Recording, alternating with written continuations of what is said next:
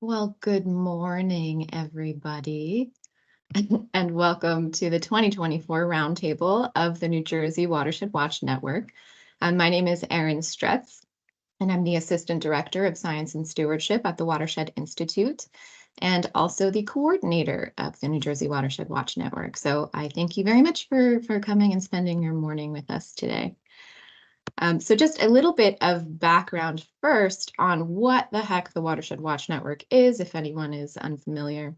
And this is a program that was started in 2018 by the Watershed Institute, which of course is a nonprofit. And it's fully funded by the New Jersey Department of Environmental Protection.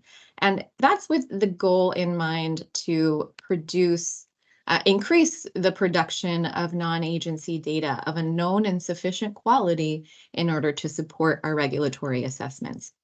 So known and sufficient quality, meaning it's data that we can trust, that is supported by documentation, and that we can go back to and be sure to defend if it ever comes down to it, which some of you know that it has.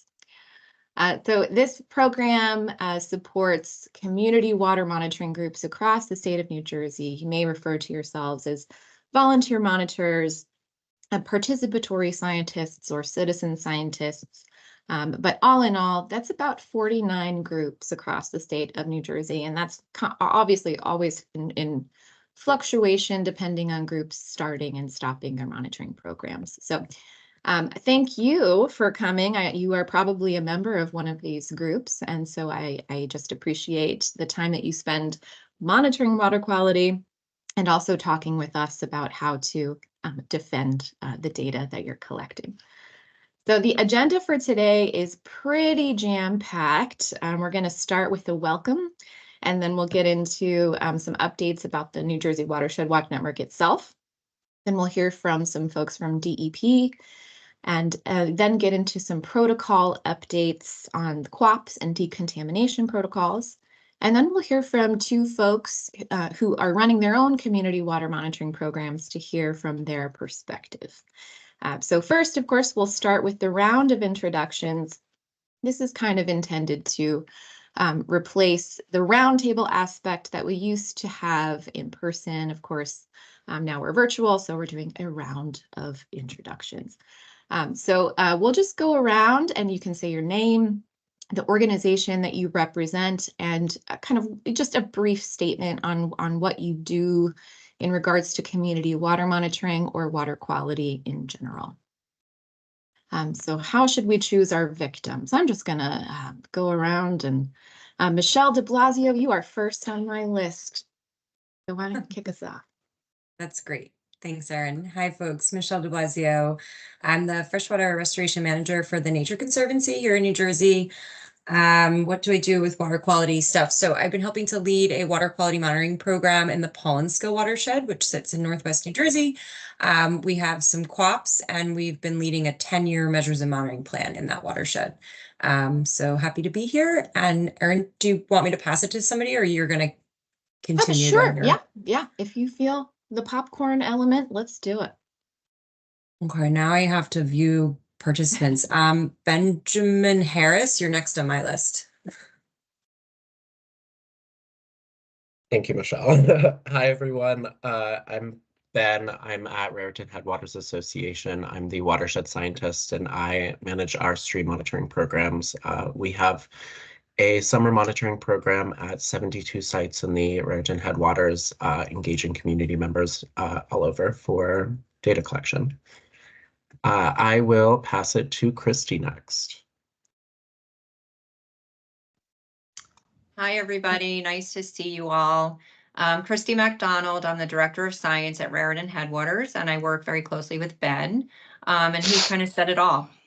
So I'll pass it on to Debbie Kratzer. Hi, I'm Debbie Kratzer. I work for the New Jersey DEP, and I manage the Community Water Monitoring Program and the grant with the Watershed Institute. I will pass it to Cenno. Morning, everybody. Kim Cenno. I'm the Bureau Chief, the Bureau of Environmental Analysis, Restoration, and Standards at NJDEP. And we develop the groundwater and surface water quality standards, and we assess the monitoring that many of you people on this roundtable do. We assess that data, and we report out on it to EPA, and I'll talk about that a bit in my presentation. In addition to that, we have a Clean Shores program and AmeriCorps program, and we develop total maximum daily loads for our impaired waters. So I'll turn it over to Vic Poretti. Hi, I'm Vic Poretti. I'm the Director of NJDEP, Division of Water Monitoring Standards and Pesticide Control. I'll pass on to Bob Schuster. I'm Bob Schuster. I'm with DEP. I'm the Watershed Coordinator and Watershed and Land Management. Typically now been working on coordination of efforts between the water programs and the land use programs with the grants. Have a lot of experience historically in monitoring and have worked with a lot of community monitoring over the years. And look forward to talking about some additional analysis on data and how it might be used. I will pass it off to, let's see, I'll go to Bill Hedendorf. Thanks, Bob. Bill Hedendorf. I work for the Bureau of Marine Water Monitoring, and I work with a bunch of different, volunteer monitoring groups. We do a lot of the lab analysis and help out with sample coordination and stuff like that. I will pass it on to Frank Klopinski. Good morning, everybody. Frank Klopinski. I work under Kim Cenno, and I am the team lead for a water quality assessment, where we use a lot of the data generated. Thank you for all your data collection. I'm going to pass it on to Claire, who's also part of my assessment team. Hi, good morning, everyone. I'm Claire Huang-Lindeberry. I'm at DEP, and I report to Frank working on our water quality assessments. I will pass it on to Christine Dunbar. Yes, hello, can you hear me? I'm with the Foodshed Alliance, and we're new to the water quality monitoring. We just did our first monitoring last fall, and it's great to be with so many people who are at the root of this and the foundation of this program. So I'm really happy to be here. Thank you for inviting me.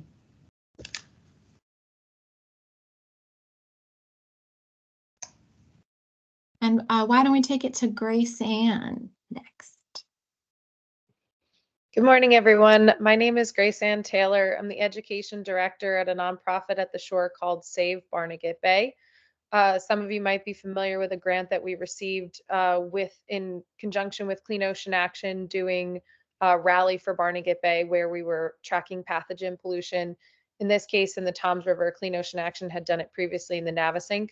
So they led all of our water quality DEP centered data. And so now that that project is over, we have a water quality lab ready and waiting to be used for potentially monitoring other bodies of water throughout Barnegat Bay, and continue the work to find both pathogen pollution and also potentially nitrogen and other things that are really impacting our local waterways. So we're looking for information on how to bolster that program and get training for our community scientists. I will pass it to Dave Bressler. I don't think you introduced yourself yet, right?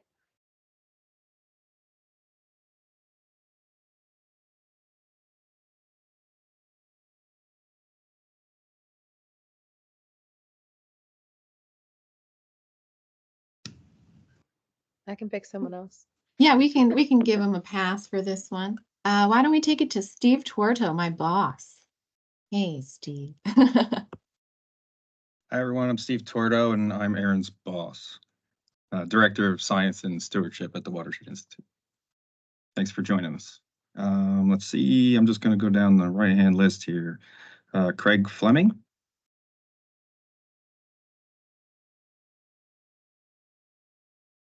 Hi, everyone. My name is Craig Fleming. I'm the water quality field specialist for the Musconetcong Watershed Association, and I help coordinate our volunteer river monitors. And I think Krista just joined, so I'll pass it on to her.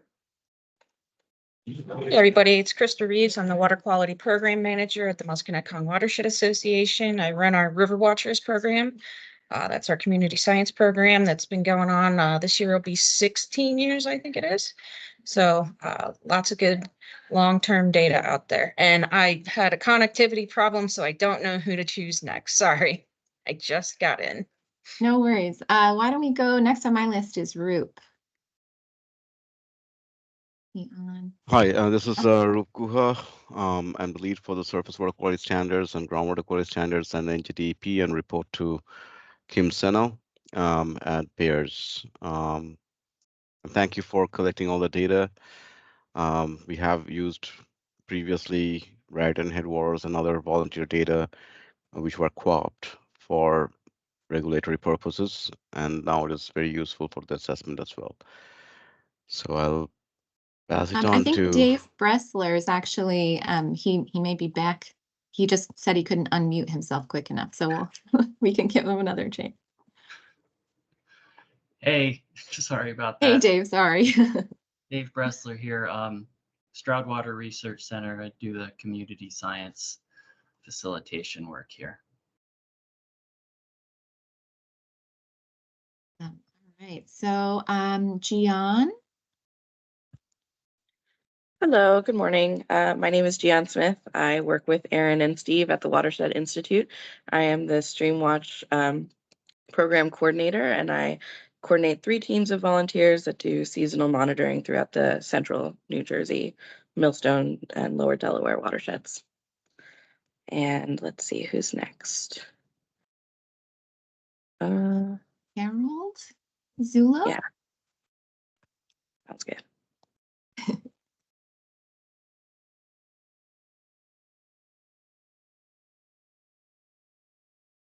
Okay, we'll take it to Michelle Hatfield. Hello. Sorry if my voice is a little off. I'm a little under the weather today, but I am the program support specialist for the New Jersey Watershed Ambassadors program. So I'm under Amanda Bucksha. And our ambassadors participate with the Watershed Watch Network each year. So I'm really excited to be here. Thanks, Michelle. I think we'll take it, Kaylee.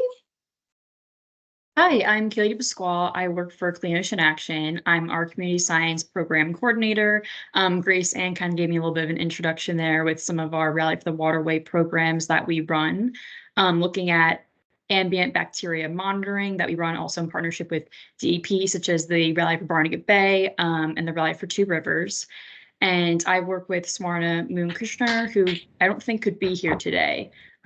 But that's a bit about us. And we also did the road salt monitoring this year, and I've done for a few years as well.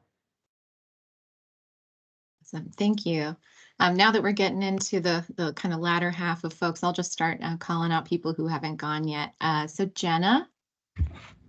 Hi, I'm Jenna Majchrzak. I'm from NJDEP's Office of Quality Assurance. I'll talk a little bit later, but we review the quality assurance project plans that come to the department.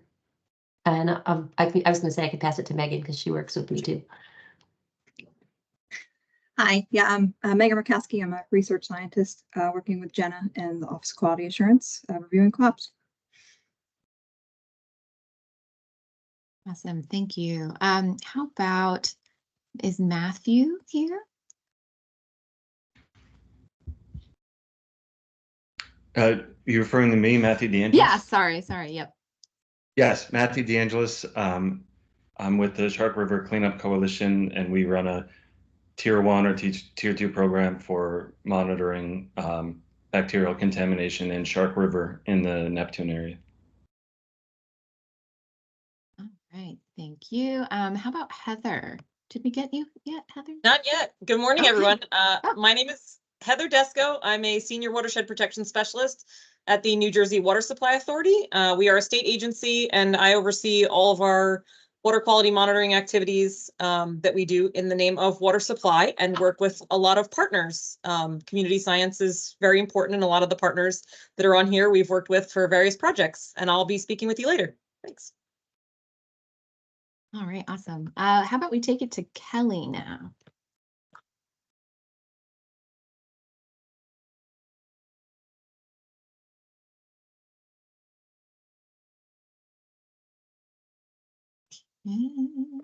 We'll take it to Heidi.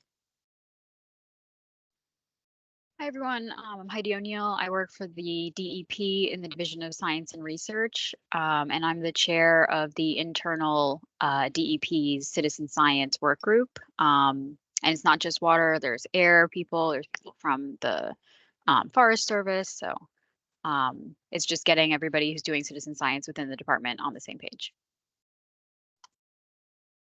Right, why don't we go down south to Phil and Sam? Yes, Phil Russell with the South Jersey Land and Water Trust. We're working to create a watershed management plan or a restoration plan for the Oldmans and Raccoon Creeks. Thank you, Phil. And how about Sam? Hi there. I'm Sam Marandola. I'm the assistant steward at South Jersey Land and Water Trust, along with I assist Phil Arsenal. I help run the water monitoring program there. All right, so Amanda from EPA. Good morning, everyone. Sorry, I'm also feeling a bit under the weather today.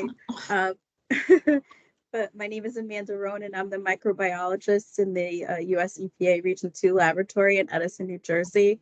I work alongside Rachel Lita Graham, who you may know. She is the participatory science, aka citizen science coordinator here at the Region 2 office. And she unfortunately couldn't be here today, so I'm here on her behalf. Yeah, she's got a rough life down there in Puerto Rico, right? Yes. Tough trip. Let's go to Sandra from Great Swamp.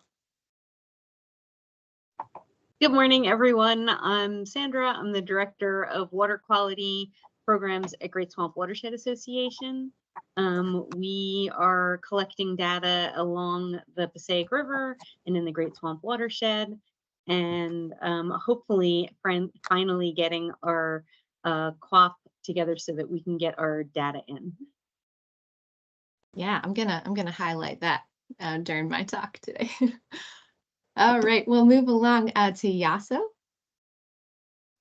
I'm Yaso Sibaganesh. I am with the DEP. I am a section chief at the Bureau of Environmental Analysis, Restoration and Standards. I work very closely with Kim Cenno and Debbie Kratzer on the Community Water Monitoring Grant and other programs at BEAS.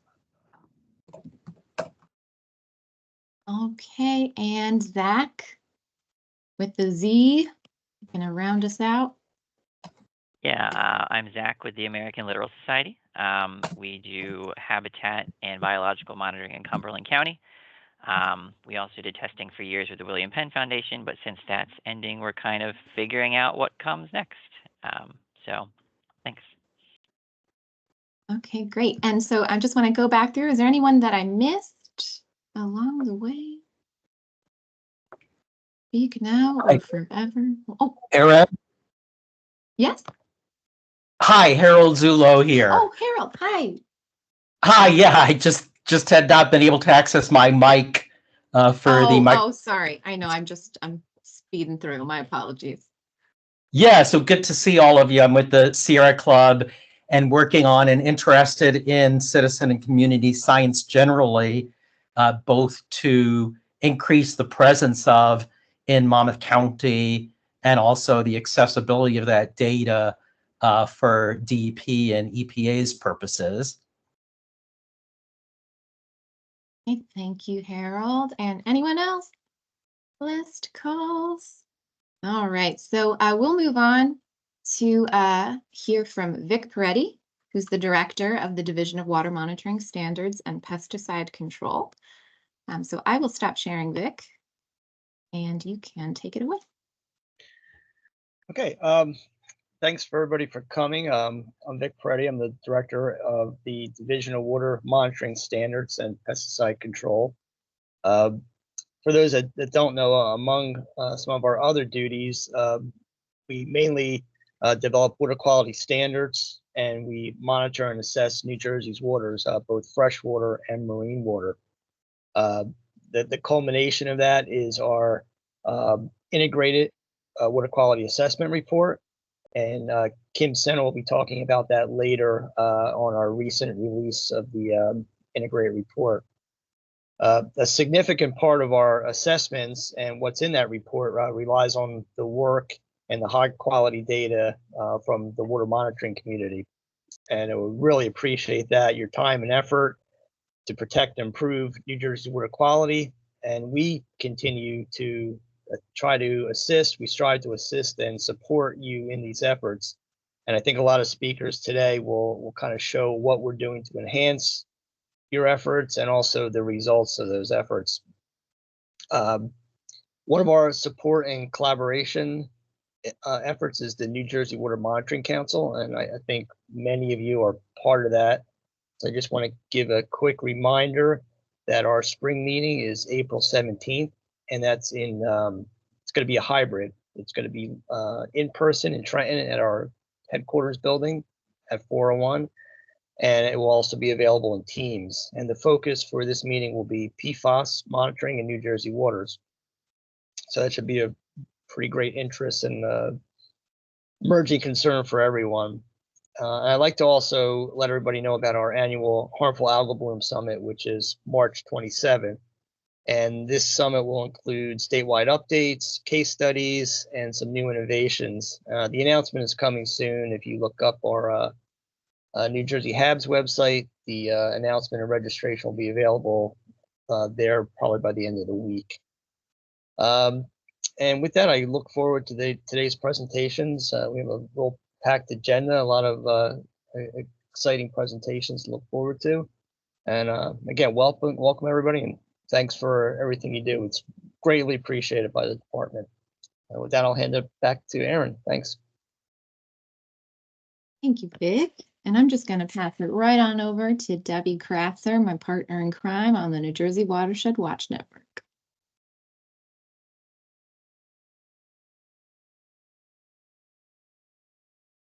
Welcome, everyone. Get my slideshow started here. Okay. So I am going to talk about just review some definition and the goals of our program, talk about quality and quantity of data, review the data quality tiers, and quality assurance. So what is community water monitoring? Why are we here? Community water monitoring is, in my opinion, rewarding, useful, and fun, but it's not just for fun, and it's not a good way for someone who just wants to check off a box for their volunteer hours. And I'm sure everyone on this roundtable is on the same page on that. So our official definition is community water monitoring is a collection of scientific water quality data by concerned citizens working in partnership with professional scientists and government decision makers. And I like to emphasize that it's scientific and we're working with decision makers. Our objectives are to increase the quality, quantity, and spatial extent of the data produced by community water monitoring programs that will aid in the assessment of statewide water quality conditions and to support science-based decisions. So Erin already kind of covered this. The Watershed Watch Network came out of a grant that DEP awarded to the Watershed Institute in 2018, and a second restoration grant was awarded in 2020 to continue the program. Note that our website has been updated, and also I included a link to the DEP's webpage for 319 restoration grants. There aren't any open RFPs at the moment, but you can go to that page and view past and current projects in your area.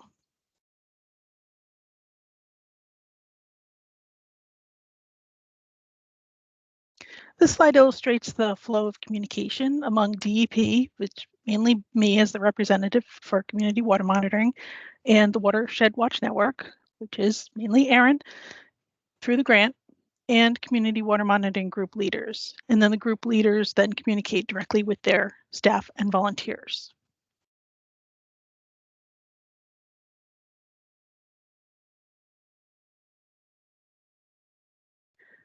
So Erin kind of went over this, what the Watershed Watch Network provides.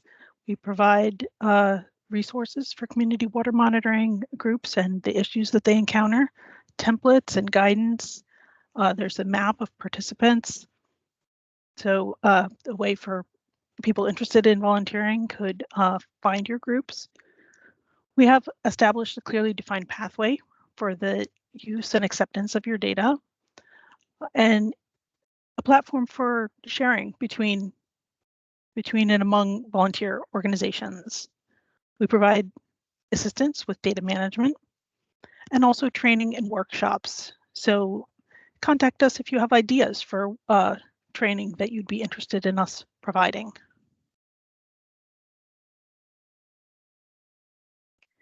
So in 2020, DEP had a pilot project for a process called Lean Six Sigma.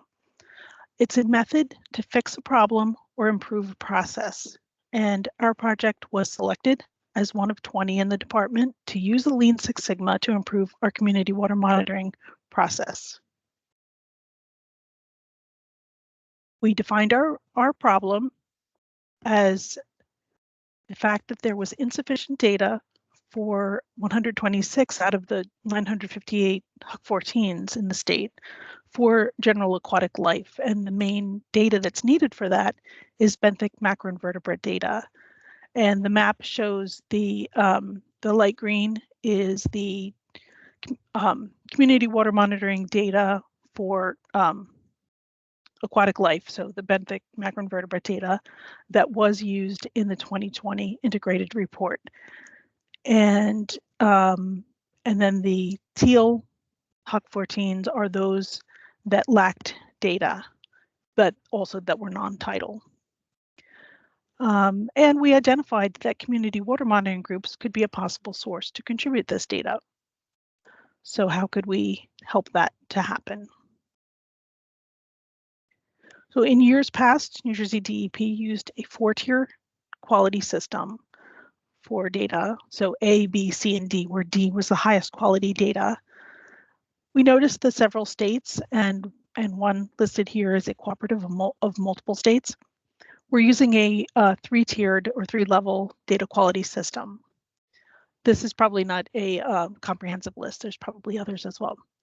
But we decided that was a good model for us to follow, and that influenced our new data quality tiers.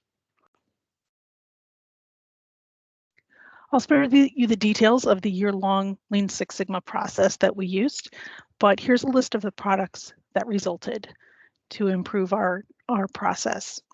The column on the left is resources for community water monitoring groups to use, and they're available on the Watershed Watch Network. And the column on the right is resources for DEP to use internally to help us serve the community water monitoring program and community better. So some of these products were the definitions of the tiers, QAP template, data sheet templates, a map of the HUCs with aquatic, where there are data gaps in aquatic life use, so we could communicate where we would especially, where we're especially in need of data. A guidance document for community water monitoring groups, and we updated our websites. And then I want to just highlight the guidance document that Erin created and that came out of this process. It is linked in this presentation. I can put it in the chat as well. It is a way to help the leader of a community water monitoring group get started on defining their goals and how they want their data to be used, things they have to think about to define their program, and what quality assurance would be needed to meet those goals, and so forth. So it's just a resource that you can walk through, and definitely contact Erin and for assistance with this process if you're starting out a program, which most of you are well into having started a program, but you know, whatever you need help. So I'm going to go into a little more detail on the data quality tiers, although I think everybody's at least a little bit familiar with these. So tier 1 is the educational level, tier 2 is targeting, and tier 3 is regulatory.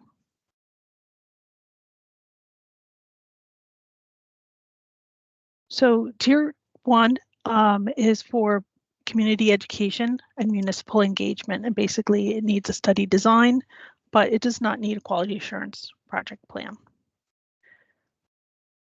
An example is when the watershed ambassadors give environmental stewardship training. Tier 2 is targeting. Uses for this type of data is for monitoring the effectiveness of best management practices, or targeting where would be good places to install best management practices, and identifying locations where additional monitoring is needed. A QOP is recommended, but it does not have to be approved by DEP. And then tier 3 for the regulatory level. This data can be used for, in addition to the tier 1 and tier 2 uses, for the integrated report, for category 1 designations, and for TMDL development. It does require a QOP to be approved by DEP at the tier 3 level.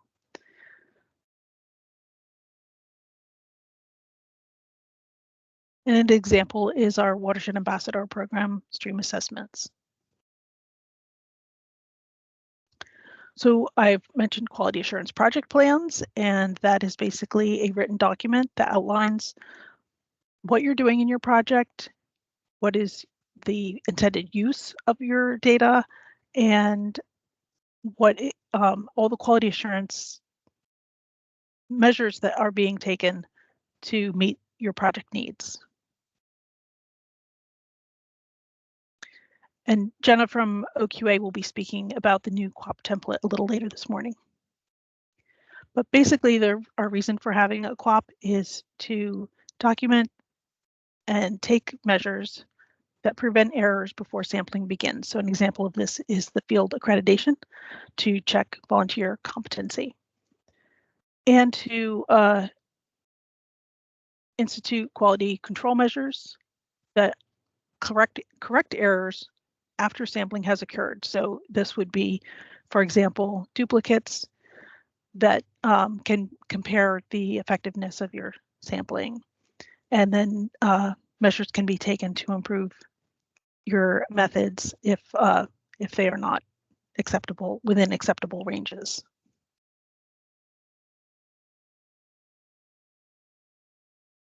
So I'm going to go a little more detail into tier 3, and certification of laboratory parameters and field parameters other than macroinvertebrate and habitat is under the purview of New Jersey DEP's Office of Quality Assurance. I put links in this document, which I will share the slides that I think are the sites that are most helpful for community water monitoring.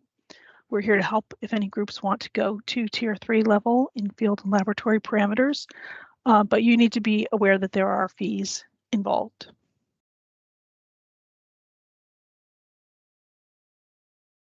So for biomonitoring, the tier 3s are broken down further into tier 3.1, 3.2, and 3.3. So tier 3.1 is when the macroinvertebrates are identified streamside to order or family level.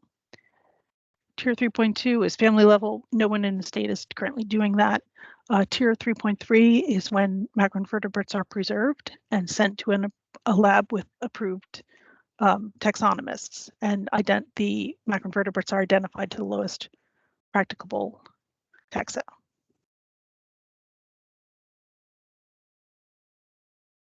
I'm going to review what we mean by accreditation. It's required for each individual that is involved in collecting the Tier 3 habitat and biological data, and it must be completed prior to the data collection and then renewed every 3 years. The location in the field at a stream is in the same region where your actual sampling will take place. So in other words, it would be in the high gradient if that's where your sample sites are located, or low gradient if you're in a low gradient region of the state. But it's not an actual sampling event. The field accreditation involves DEP staff observing the volunteers or the participants to demonstrate that they know how to complete the physical and habitat data collection. They know how to complete the rapid bioassessment protocol and how to correctly collect a macroinvertebrate sample. And then specific to Tier 3.1 is a test for macroinvertebrate identification and observing whether the subsampling, sorting, and tallying is done correctly. And then specific to Tier 3.3, we would be observing the correct procedures for preserving the sample and for labeling the sample bottles and filling out the chain of custody form.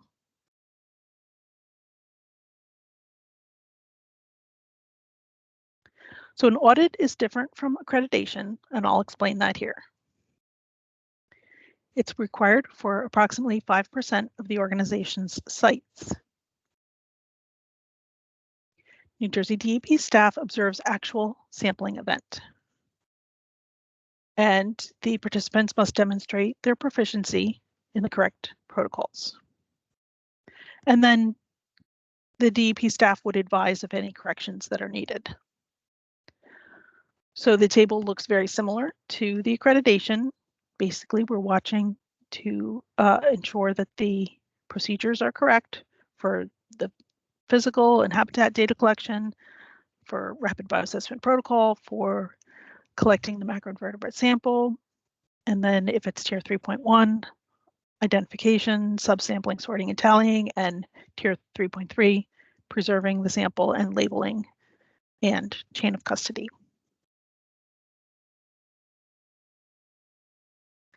And just to summarize, that we feel that we are working on these objectives and achieving these objectives to obtain data, and especially benthic, macroinvertebrate, and habitat data in the state's hucs that are currently lacking high quality data. And we're trying to build a collaborative relationship with the community water monitoring groups. And we're encouraging additional community water monitoring groups to collect and submit their high quality data to the department. And all of that is to improve DEP's service to the public, thanks to more complete and accurate water quality information that can then support science-based decision making. Here's my contact information, and I will turn it over to Erin. Thank you, Debbie.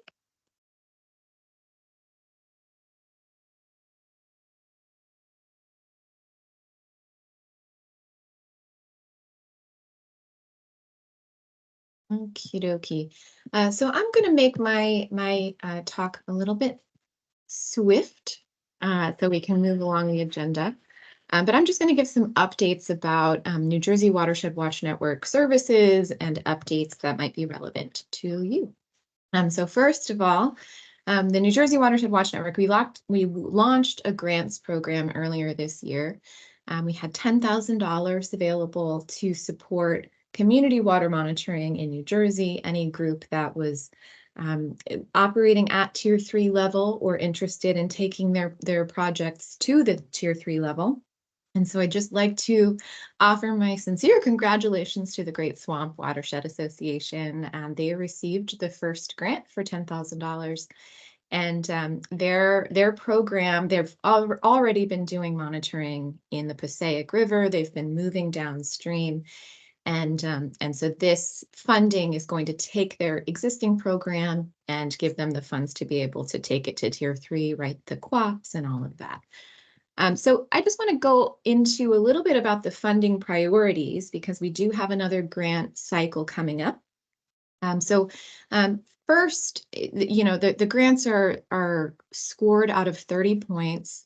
Primarily, this is based on the technical merit of the project study design and the degree and extent of success. So, for technical merit, something we're looking for is making sure that the parameters that you're monitoring kind of make sense for what you want to do with the data. Making sure that, the timeline, the frequency, all of that just kind of fits exactly what you're trying to achieve. For the success metric, we're looking at, your past performance, if you've done monitoring work in the past, how ready you are to start your project or to get into QAP development. So I do want to note this funding is absolutely eligible to develop QAPs from the start. So that's not like gonna knock against you if you don't already have a QAP in place. That's kind of what we're doing here with this funding. And we're also looking at, in terms of coverage area, like the bang for the buck, right? So how many sites or HUC 14s are you able to cover, or parameters are you able to cover with that amount of money? We're also looking at filling some priority regions of the state as well. For example, filling data deficiencies in HUC 14s that are currently listed with insufficient data.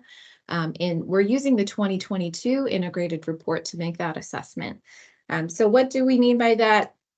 If you've got a HUC 14 that has insufficient data to make an assessment on recreational use, collecting bacteria data would be a great way to fill that gap. But a bioassessment or macroinvertebrate data would not be able to fill that particular gap. So it has to be like relevant for the actual data deficiency. We're also very interested in representing overburdened communities and the adjacent block groups. So we're defining this through the New Jersey Environmental Justice Maps. There's a link on our website, so you can actually look at kind of the extent of those OBCs. But we're interested in collecting data in those OBCs, but also engaging the communities that live in those areas. So all of that is relevant and taken into account when we're reviewing those proposals. We do have a committee. It's not just me, selecting who gets funding. There's a committee of folks from DEP and myself as well. So we are very eager to review the next round of proposals. Those are due on June 26th.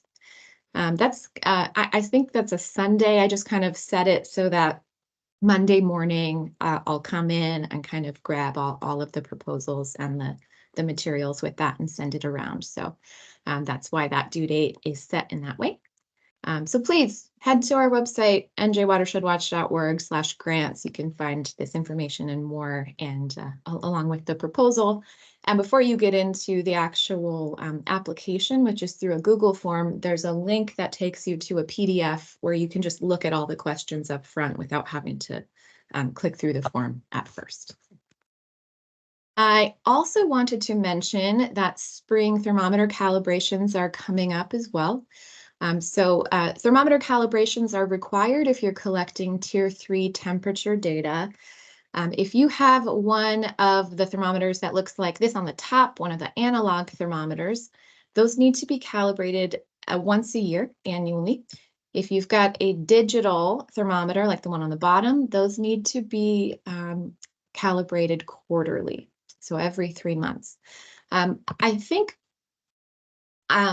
we're kind of still choosing exactly which date will work for the thermometer calibration, but ideally, if you can get your thermometers to me by March 19th, that would be great.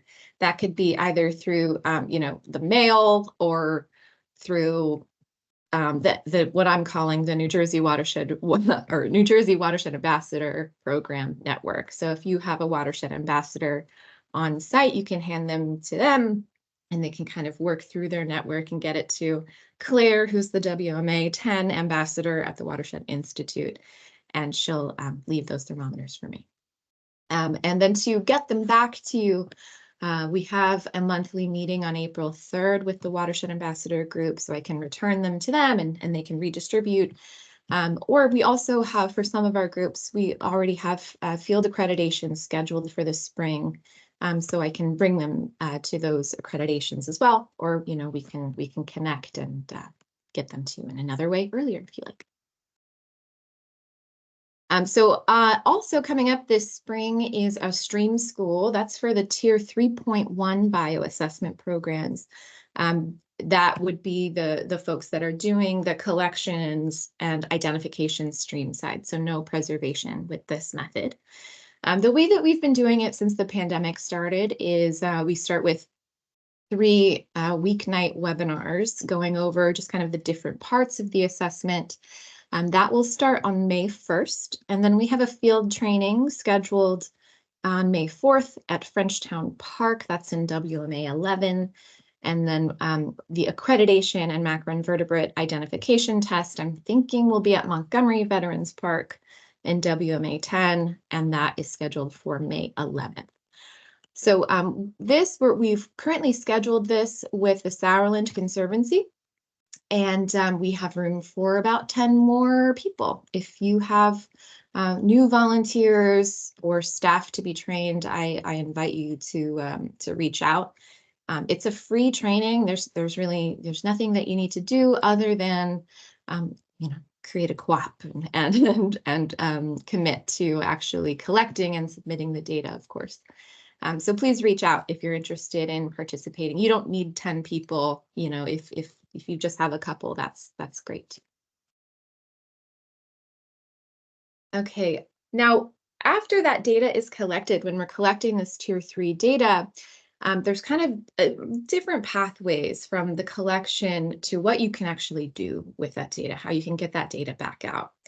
So as Debbie mentioned, of course, we start with defining your data quality objectives. What do you want to do with the data? And that should inform your study design. That should inform your quality assurance project plan. Because ultimately you want to make sure that the parameters you're collecting, of course, are matching the goals that you want to achieve with this program. So you get through the study design, the co-op development, you get through training and testing of the monitoring personnel, whether that's staff or volunteers. Then you're collecting the data, managing it, entering it, doing that back-end quality control. Then there's kind of 2 different pathways for you. So the blue pathway, this is the water quality exchange pathway. If you are at a Tier 3 level and submitting your data to the water quality exchange, then you need to format it very specifically, of course, to get it into the system. You need to register for the Central Data Exchange, that's CDX. That gives you kind of a username and login information to get into WQX. Once your data is in WQX, that is where DEP will then pull the data back out to do their assessment. So it has to be in WQX to be eligible for regulatory assessment. Another benefit of having the data in WQX is that you can view the data through the water quality portal. So water quality exchange is how the data gets in, and then the water quality portal is how you can view that data. And so that's just a really great tool, the portal itself, because it combines data sets from multiple contributors at the federal, state, academic, and community group levels. And it's all in one place, and that's really nice. But there's another pathway, of course, your own. What are you going to do with the data? And so that's that green line below. You can work with your own data, analyze it, assess water quality within your own region. And then, of course, we want to share that data back out and communicate it with the public so that we can actually do something with the data. In terms of that first line, the blue line, water quality exchange, there's some data deadlines coming up. So if you need help submitting your data to the water quality exchange, I ask that you submit your data to me by June 30th of this year. And that will give me some time to get the formatting and everything ready to go for everybody, so it's submitted by the end of August. If you're submitting the data yourself, your deadline is August 31st. So the data should be in the water quality exchange by the end of the day on the 31st, and then they'll do their data pull after that.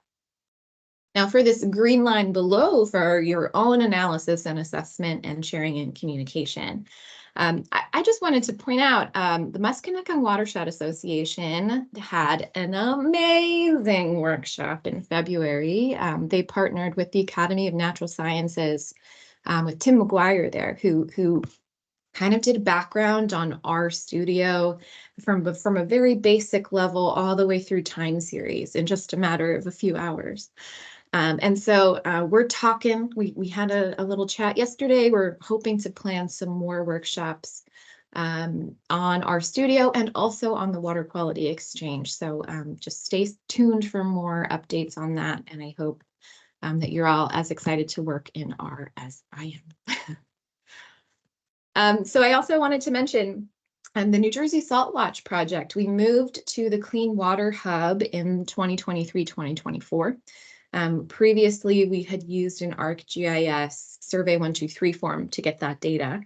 But in order to kind of make that data, mix it with the rest of the national data set and be a team player, you know, we decided to move to the Clean Water Hub.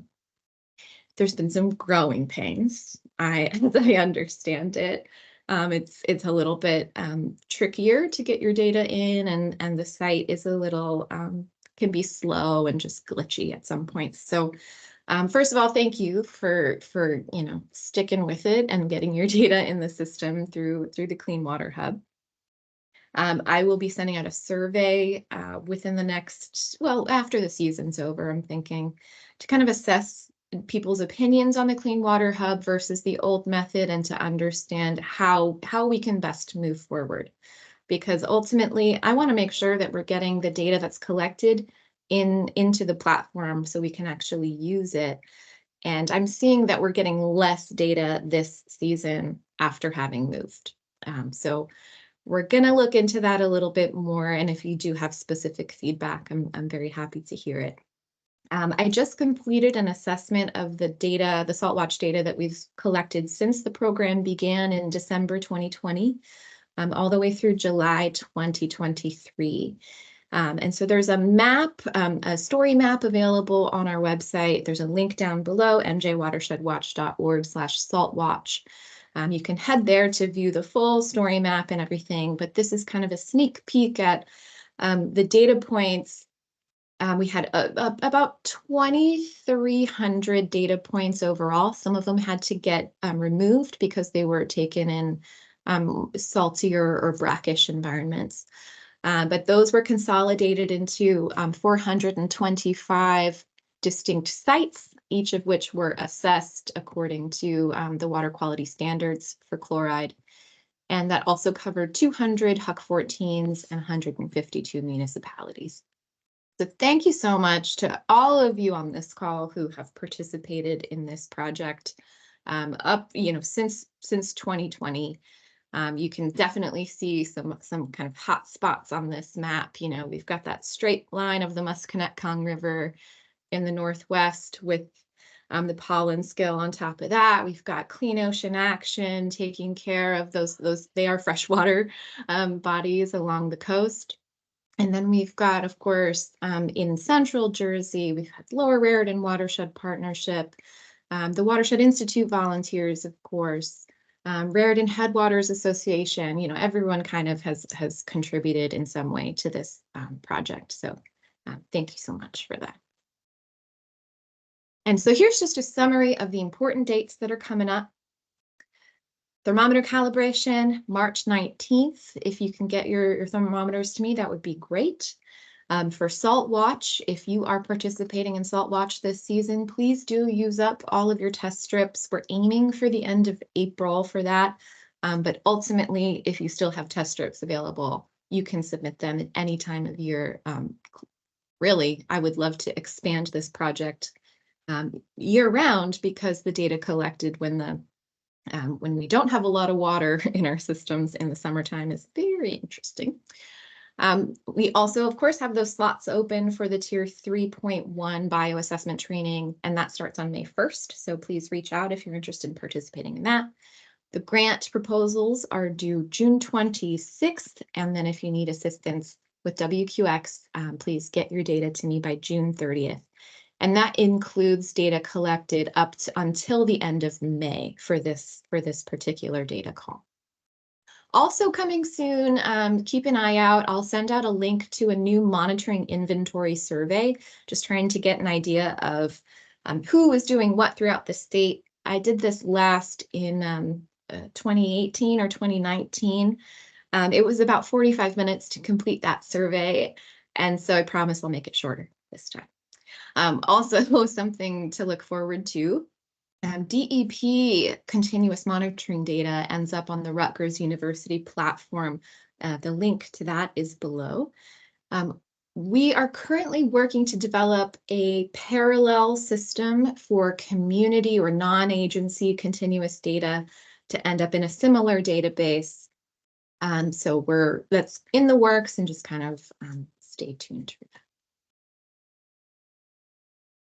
Okay, so next we will hear from Kim Cenno, who's the Bureau Chief of the Bureau of Environmental Analysis, Restoration, and Standards, to talk about the new integrated report.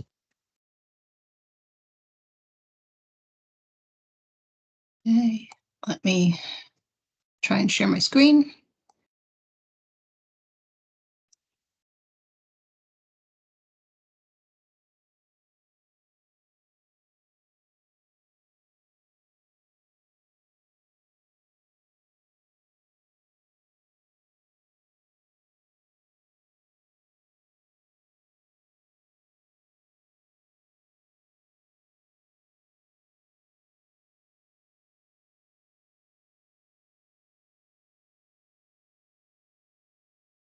Okay, can folks see my screen?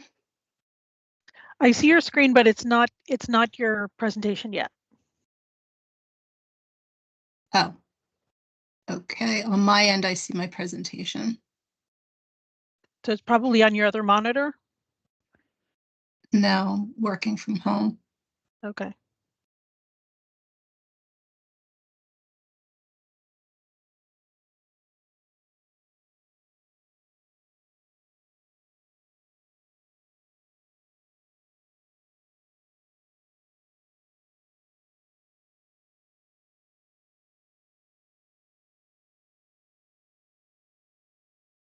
No, no luck. Nope.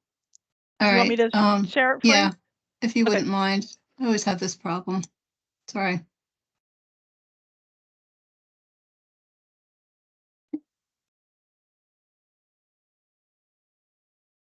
And I practiced it beforehand, and Yazo can attest to that. And I still am having problems.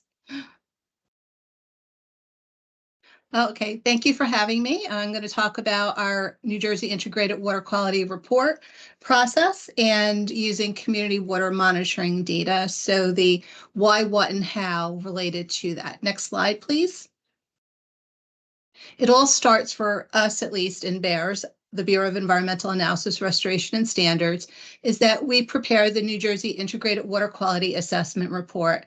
And that's a requirement under the Clean Water Act that we biannually prepare what was known as the 305B Integrated List of Waters and a 303D list of water quality limited water. So you're probably more familiar with the 303D list, we call it. And then back in the day, in the 2000 and prior, we produced a separate water quality report called the 305B report. And then EPA guidance came out and they said, well, it really makes sense, states, for you to talk about all your waters at one time, the good and the bad. And so they called it the integrated report. And since 2002, that's what we have been doing. Next slide. And just to familiarize yourself with this and to pick up on some of the threads from the previous speakers, we do look at all the waters of the state where we have the stations that were able to do so. And we put the waters on a HUC 14 basis on 1 through 5 lists. 1 and 2 in New Jersey, we basically have combined and we call it sublist 1. And that is if the water body is fully meeting the particular designated use. And I'll explain that in a moment. Now, sublist 3, which is what we started talking about earlier, is if we have insufficient information to assess. We have some data, but not enough to make a regulatory decision on this. So it's on sublist 3. And as we said, that's where many of you can come in to help assist with that effort if your data is tier 3 for biological or tier 3.3 for conventional data. Sublist 4 is if the water body was impaired, but we did a TMDL, total maximum daily load, so a water quality analysis for point source and non-point source loadings, reductions that are required, and the TMDL is approved by EPA. Then the water body goes on sublist 4A. And then sublist 5 is if the water body is not supporting and not attaining the designated use. And then specifically within that is the 303D list of impaired waters. Next slide. And so this is the 7 designated uses in New Jersey and the suite of parameters that we make our decisions on to say if the water body on that HUC 14 basis is meeting the designated use or not. And the underlying parameters are required for the full assessment. So this is just a snapshot of what that looks like. Next slide, please. So why do we assess our waters? Well, it's necessary to determine for both regulatory, preventative, and restoration actions. So I spoke about TMDLs a moment ago for permit requirement, for enforcement purposes, and then also for research purposes to know that the water body's impaired. And Bob will talk about this a bit later in his presentation, what you can do at the local level, find and fix in order to address impairments. And then water bodies that are impaired on the 303D list that we do TMDLs for, and then we do a restoration plan, they're eligible for funding from the department, specifically 319 funding and some corporate business tax fundings. And the department puts out a request for proposals regarding that. And then there'll be one later on this year that will speak to that. Next slide. So how do we assess all the waters of the state? As I said earlier, it's based on 958 assessment units. So that's why this slide in New Jersey is so busy, because that's literally a screenshot from GIS of New Jersey, and it's unique 958 assessment units based on a HUC 14 scale. And so that is approximately an 8.5 square miles. And then in addition to that, we have the Delaware River Basin Commission zones. Those are unique HUC 14s. And then in the Barnegat Bay, we also a couple of cycles back had done some unique assessment and came up with HUC 14s unique to Barnegat Bay.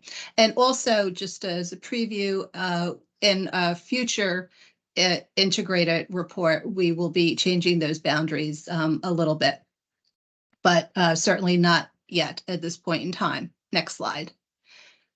So based on that scale, we have stations and we compare the results to our surface water quality standards. And I said in my introduction, my bureau is also responsible for developing the surface water quality standards. And I have Rube Guha from my assessment team.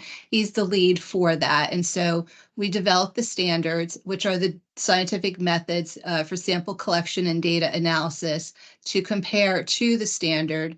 We collect and compile the data and we evaluate the data quality. And then we look for also any trends separate from the surface water quality standards, but we look for trends in our data. And then the department with USGS several years back had done a statewide trend study based on 30 years worth of data. Several years back, we revised that with our own Science and Research Office, and then we're looking to revise that yet again in the future. And I think New Jersey has such a robust history of data, and the fact that we have pushing 40 years of data at some sites in New Jersey, that's quite a remarkable achievement. And to be able to truly look at long-term trends and what the data is telling us and how it has changed, improved, or in some cases gotten worse, but why has it gotten worse? So I look forward to doing a future trends analysis and the department doing that for these sites that we have this long-term information for. So in our integrated report, we report out on that also.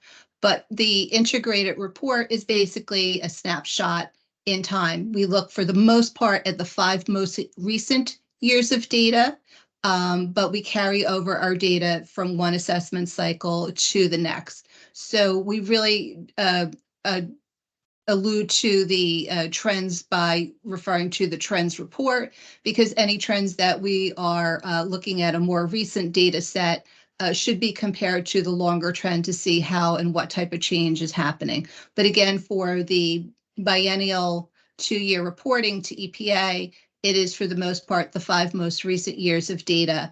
And then when we do a deeper dive in a particular water region, we look at longer term data and see what that's telling us as well. Next slide, please. And so per the Clean Water Act, one of the phrases in it is that the states are required to use all readily available data. So in New Jersey, we define that as having an accurate location for the data, that the data is accompanied by an approved QUAP. So we spoke about that a few minutes earlier, that we have the resources from the Watershed Institute to develop a QUAP and the different tiers. So if you're able to do tier 3 or higher QUAP, and you have the accurate data location, you comply with the department's field sampling manual or equivalent, and you submit your data.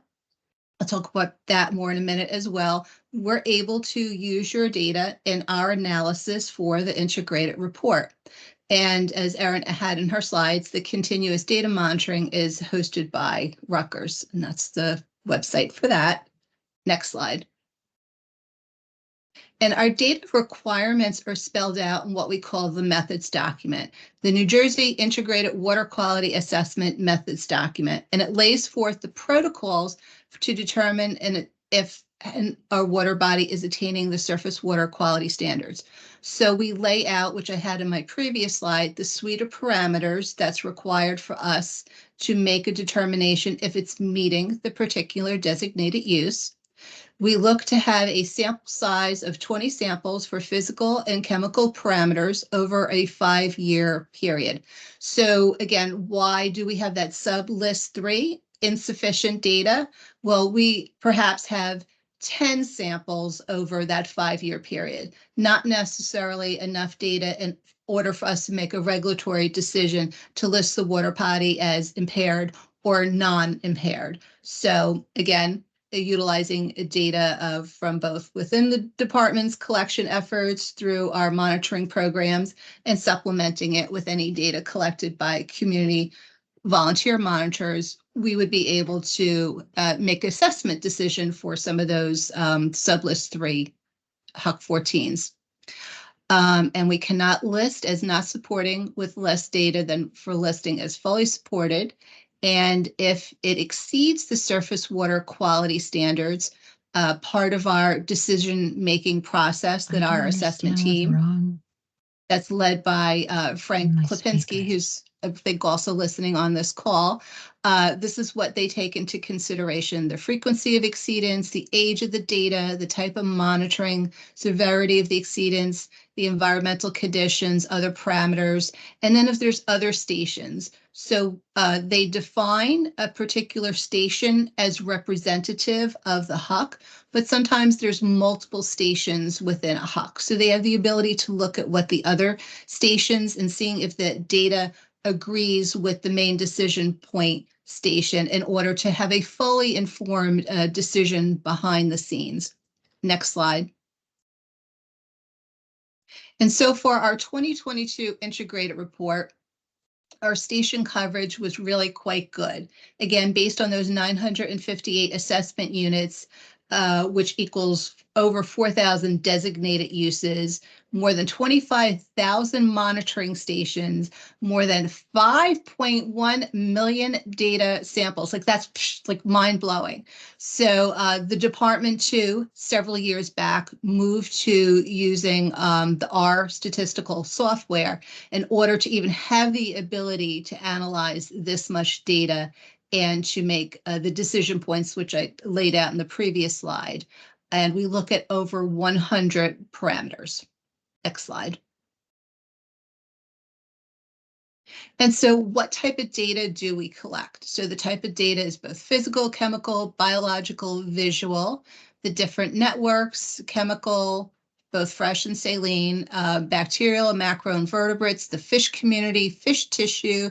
We have our shellfish sanitation program, beach closings, and both discrete and continuous data. So that's a lot. So all that is looked at, again, to inform the integrated report. Next slide. And so this is sort of shows the process from the bottom up of how we develop a 303D list. Starts with the data. Then Frank and his team look at it at a station parameter level. So each station is looked at and assessed. Then that is rolled up, and then the combined results for all stations located within the 958 assessment units is looked at. Combine the results for the parameters, as I said, multiple parameters are looked at to see if it's meeting a particular designated use. And then all that results in the development of a 303D list of impaired waters.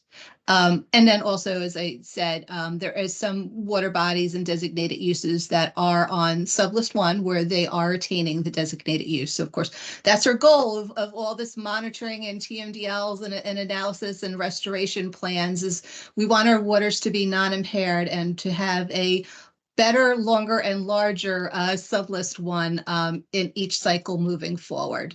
Next slide, please. So this slide is very interesting. It shows you the data range for the decisions and data that was used in the 2022 integrated report. We had published the report more than a month ago, and we were requesting and seeking public comments on it, and the comment period closed earlier this week. So we did receive to date, and I'm sure a few more will trickle in per the deadline. We received some quite robust comments that were both supportive and inquisitive at the same time. So the next step for the integrated report is that we prepare a response to comment document, and then we formally submit our 303D list to EPA for their approval. As I said earlier, have it combined into a more robust water quality report, which is now an online report, and we accept comments on the larger report as well. But the actual approval is the 303D list per EPA. And then after EPA approves the list, or of occasions in the past, we had to make some changes, but if they're non-substantive changes, then we proceed with our final step for New Jersey, which is our adopting our list. And then we start that process all over again. But what I wanted to point out in this slide is that little sliver that says volunteer at 2%. Well, in our previous cycle, the 2018 and the 2020, it was only at 1%. So we have continued under the direction of Frank to look at those QOPs, and more of you have been sending your data in when it's a tier 3 or higher, and we've been able to use that data. And then I'll have a slide later that lists some of many of you who submitted that data. Next slide. Here it is now. It's kind of hard to read because there's 19 of you on this slide for community water monitoring data sources that were used in our decision making for the 2022 integrated report. And it starts with the first bullet is a shout out to our own AmeriCorps New Jersey Watershed Ambassadors Program. And their macroinvertebrate data is used in our decision-making process. And it's so encouraging to me that former ambassadors are on this call because you're now lead scientists in your respective agencies, and kudos to all of you. And I'm so glad that you got your start with the AmeriCorps New Jersey Watershed Ambassadors Program, and that you're able to see this through and see how people are building off of the early efforts of what you did in the early years of the program. So kudos to all of you. So just a scattering, we have the Barnegat Bay Partnership, we have the Nature Conservancy, the Musconetcong Watershed Association, Raritan Headwaters, Trout Unlimited. Just again, a smattering of some of the groups listed on here. So wonderful. Thank you. Keep up the good work. And I hope that this list is longer as we move forward to future integrated reports. Next slide. As I was alluding to earlier, we take all that information and it's now a web-based report. There's the link under the header, and then this is a screenshot of our current water quality assessment report for 2022. We got very positive feedback when we first went to a web-based report for our combined 2018-2020 cycle. And so, of course, it made sense to continue to share our information and our data this way.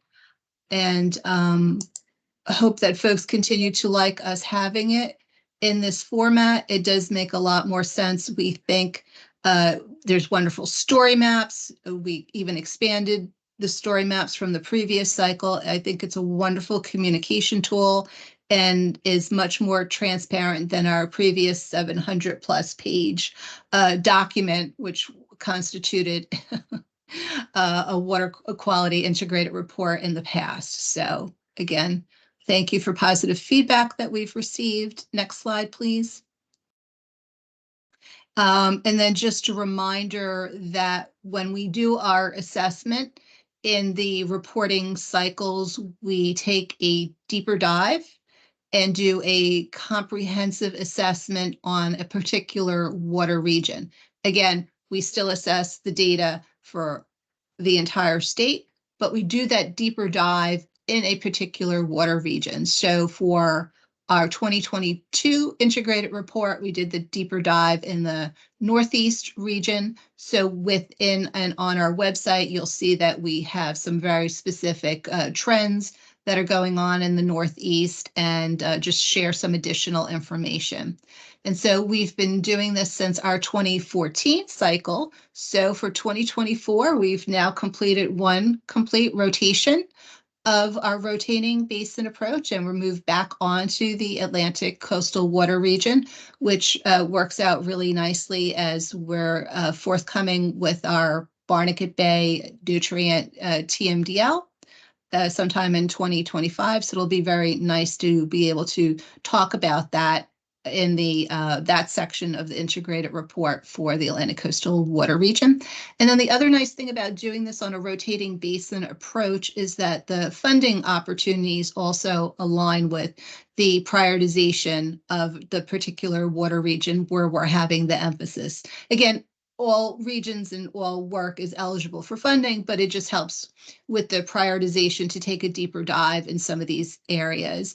And then Frank and his team also identify HUC 14s that are having a positive trend. So while they're still impaired, but the data is showing a trend towards improvement for some or more, one or more parameters.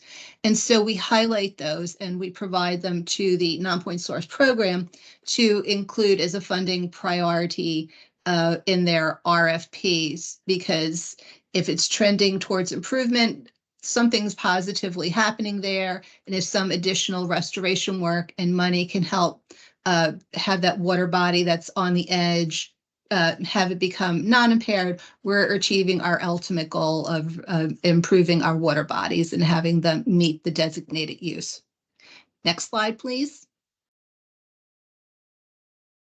Some highlights from our 2022 integrated report.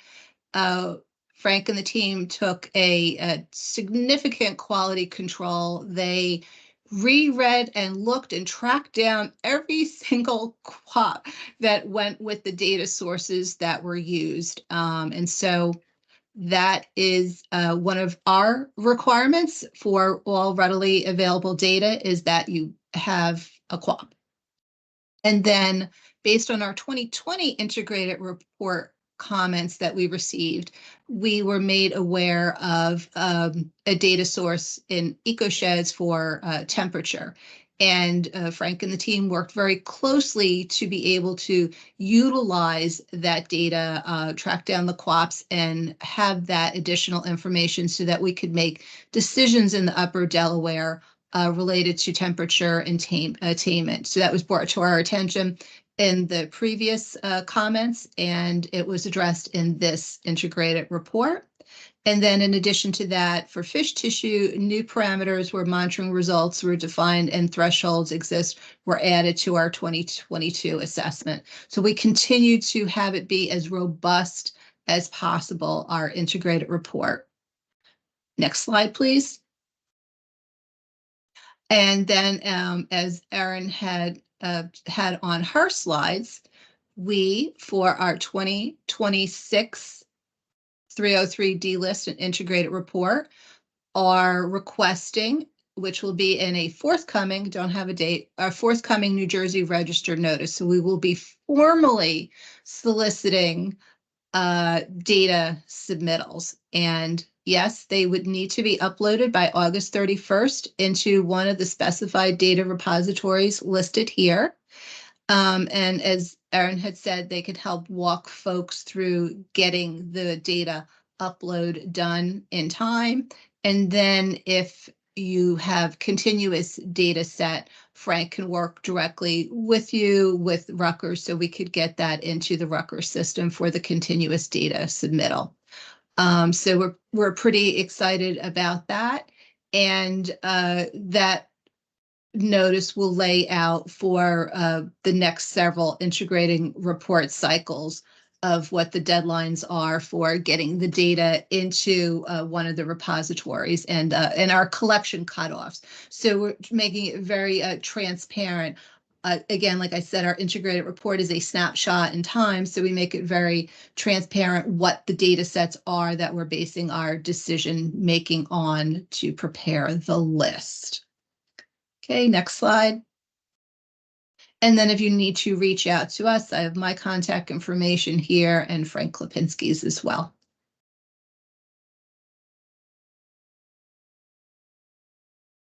Thank you, Kim. And now we will go to Bob Schuster to continue our. Oh, if you have any questions as we're going, please feel free to pop questions in the chat, or you can do the hand raise function as well. You see, take it away, Bob. Did that show up? Okay. Yeah, I'm going to be talking about hotspot analysis. I talked a little bit about it a couple weeks ago at the Watershed Institute. So there's just a little differences for today. A lot of this, thanks, Kim, a lot of it was covered very thoroughly. So some of these early ones will go quick, but the Clean Water Act is why we collect a lot of data. And I pulled a lot less data than what Kim does, but I pulled key parameters such as nutrients, just to get an idea of what it looked like, nutrients, biologicals, and pathogen data. And over a 20-year period, when you think of 13,000 sites just for limited parameters, that's 1.5 stations per square mile in New Jersey.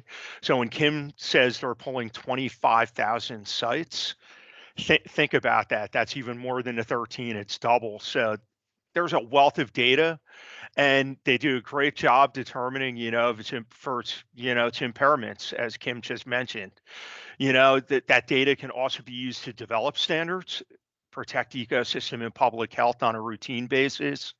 But it also leads to actions such as plans, grants, regulations that are needed to improve water quality, and they have to be looked at to address point and non-point sources. And the goal is the Clean Water Act, that old phrasing, fishable, swimmable, drinkable, and that's what we all want to achieve. As Kim mentioned, this data can be used. There's actions taken to be used to develop TMDLs. It can be used for NJDEP permits. It can be used for MS4 stormwater permits. And then looking at the opportunities for grants for watershed-based plans and restoration projects. And there are a lot of those plans that exist. There are a lot of TMDLs, but now we're adding in a new requirement for municipalities of MS4 stormwater permits, all Tier A. They're going to be required to have watershed improvement plans. So a lot of this information can be helpful in that process too. Just generally speaking, the data can be used and looked at to say where are like really hotspot areas that you might want to use to prioritize a project or a monitoring project. So it could be a remediation project to reduce pollutant loads, but it could also be for monitoring to determine, filling a gap where we might need more data to find what those sources are. There's a lot of tools being developed. I'll mention some of them later to help guide actions, but I want to move forward with this hotspot analysis is one of the things that I'm going to be working on and hopefully automating going forward, because sometimes you need more data for that source ID. And then also link it to other factors such as rainfall, river flows, of when is it a problem, not just where, and then combine those to say what are the best actions we can take to stop that problem from occurring. And DEP, we may be needed at times to follow up. Once these things are done, can we follow up? Can we help? How do we partner? So a lot of this is what you can do with the data, where there might be overlap, how we partner to find more of these areas and take those actions that need to be taken to make those changes. When I mentioned tools, a lot of you have been part of this process in the stakeholdering. There's a Watershed New Jersey tool, which is going to basically map all kinds of infrastructure, land use types, impervious cover, along with a lot of the impairments, and say, what is the watershed health assessment? What does my watershed look like? And then the ultimate goal is to build in some remediation tools.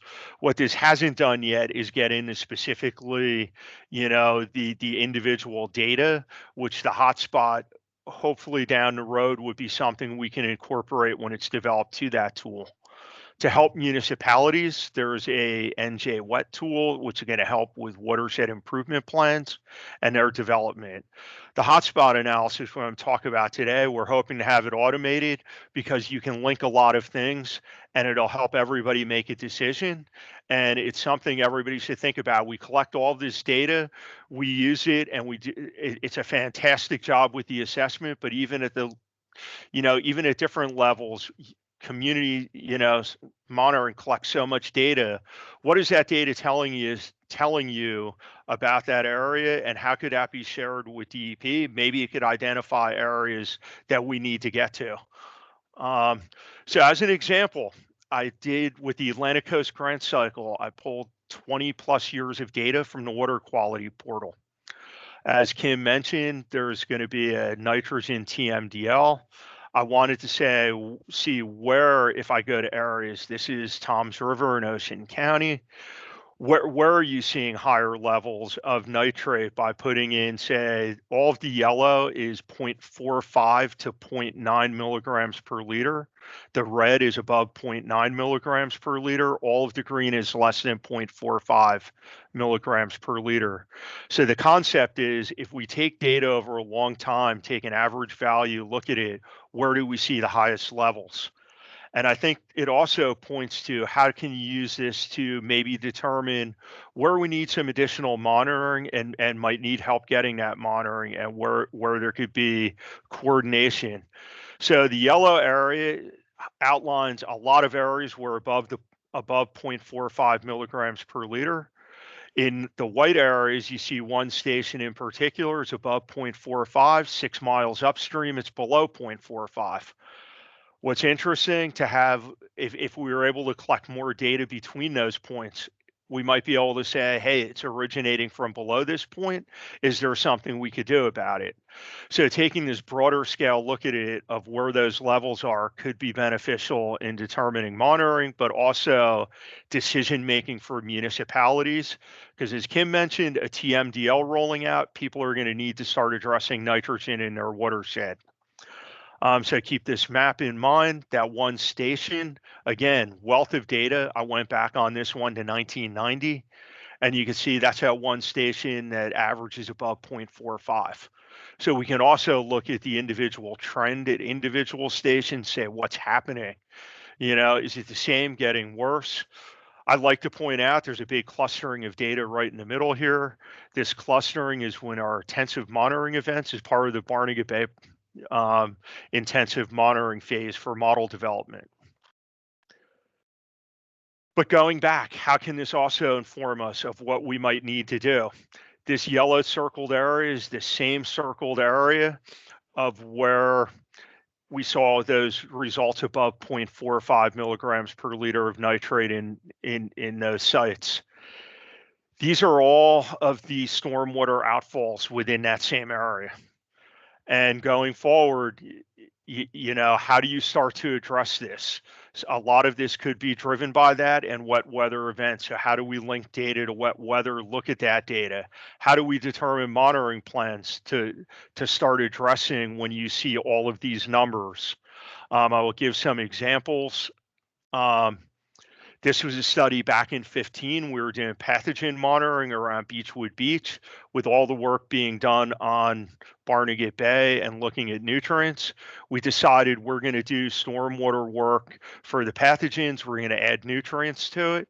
Some of these are by outfalls. Some of it's by tributaries that enter into the Toms River. But one of the interesting things, when you have all of those sources and we were addressing pathogens, we said, let's start looking at the nutrients along with it. So this is what it looked like out of all of those stations. So when you think of all of those outfalls that are out there, they're not all equal. When it comes to pathogens, there were clearly ones. Round 1 is ambient, where you don't see a lot.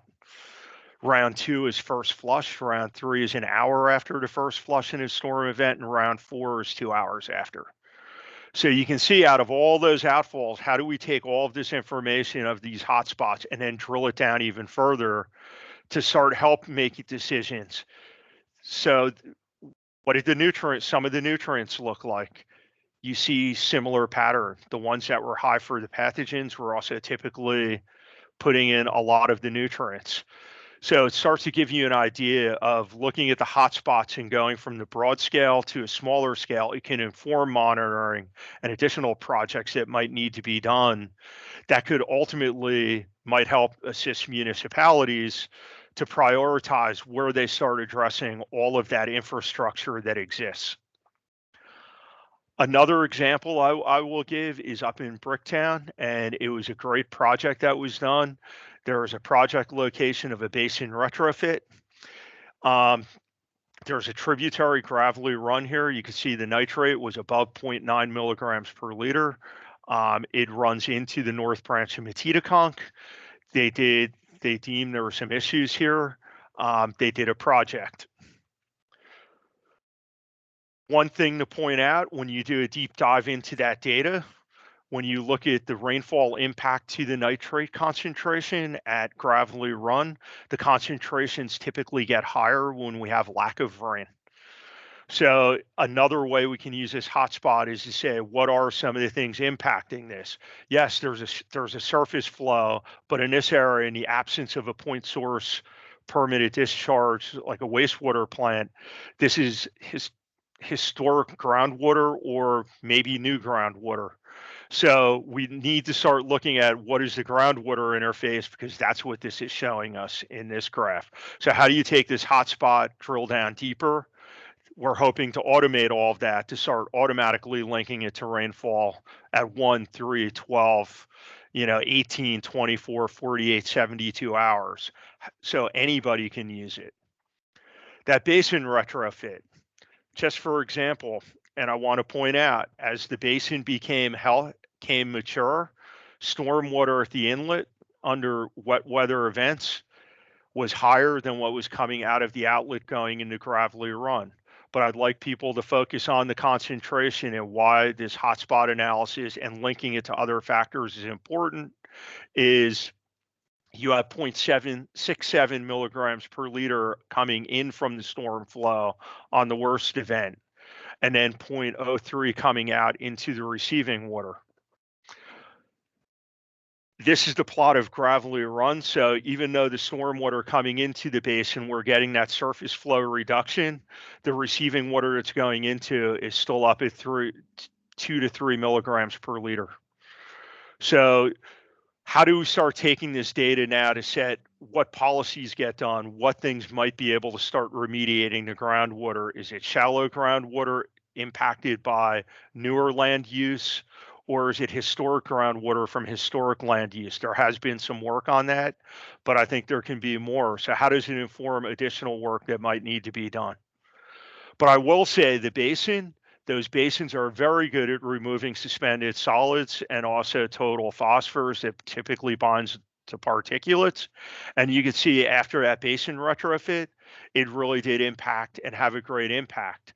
So they're very beneficial at reducing that surface flow, but we need to use the hotspot to look at what other factors might be driving some of those areas. So just real quickly, taking a look at monitoring wells, this is up in the northern part, MW64. Then we have 25 over here and 61 throughout the bay. This is up in that Matitaconk region by Gravelly Run. And when you look, groundwater at that 64 is historically 3 to 4 milligrams per liter. You could see there's a strong groundwater component, but we can also look at that depth to ground, even at different well depths where to the water level. So it's something we have to keep in mind, but the hotspot points to groundwater. So in this hotspot, we're now talking about linking to best available groundwater sources too, so we can get a more robust, look at what is impacting those areas. So with that, this is my contact info. I'm more than willing to work with people. If there's areas of concern people want to look at, please reach out to me. We can take a deeper look at specific problems. I know I've worked with many over the years along, being at Marine Water with Clean Ocean Action and others. So, it's just an ongoing process of how we take all of that wealth of information that is being collected and generated by all partners and agencies.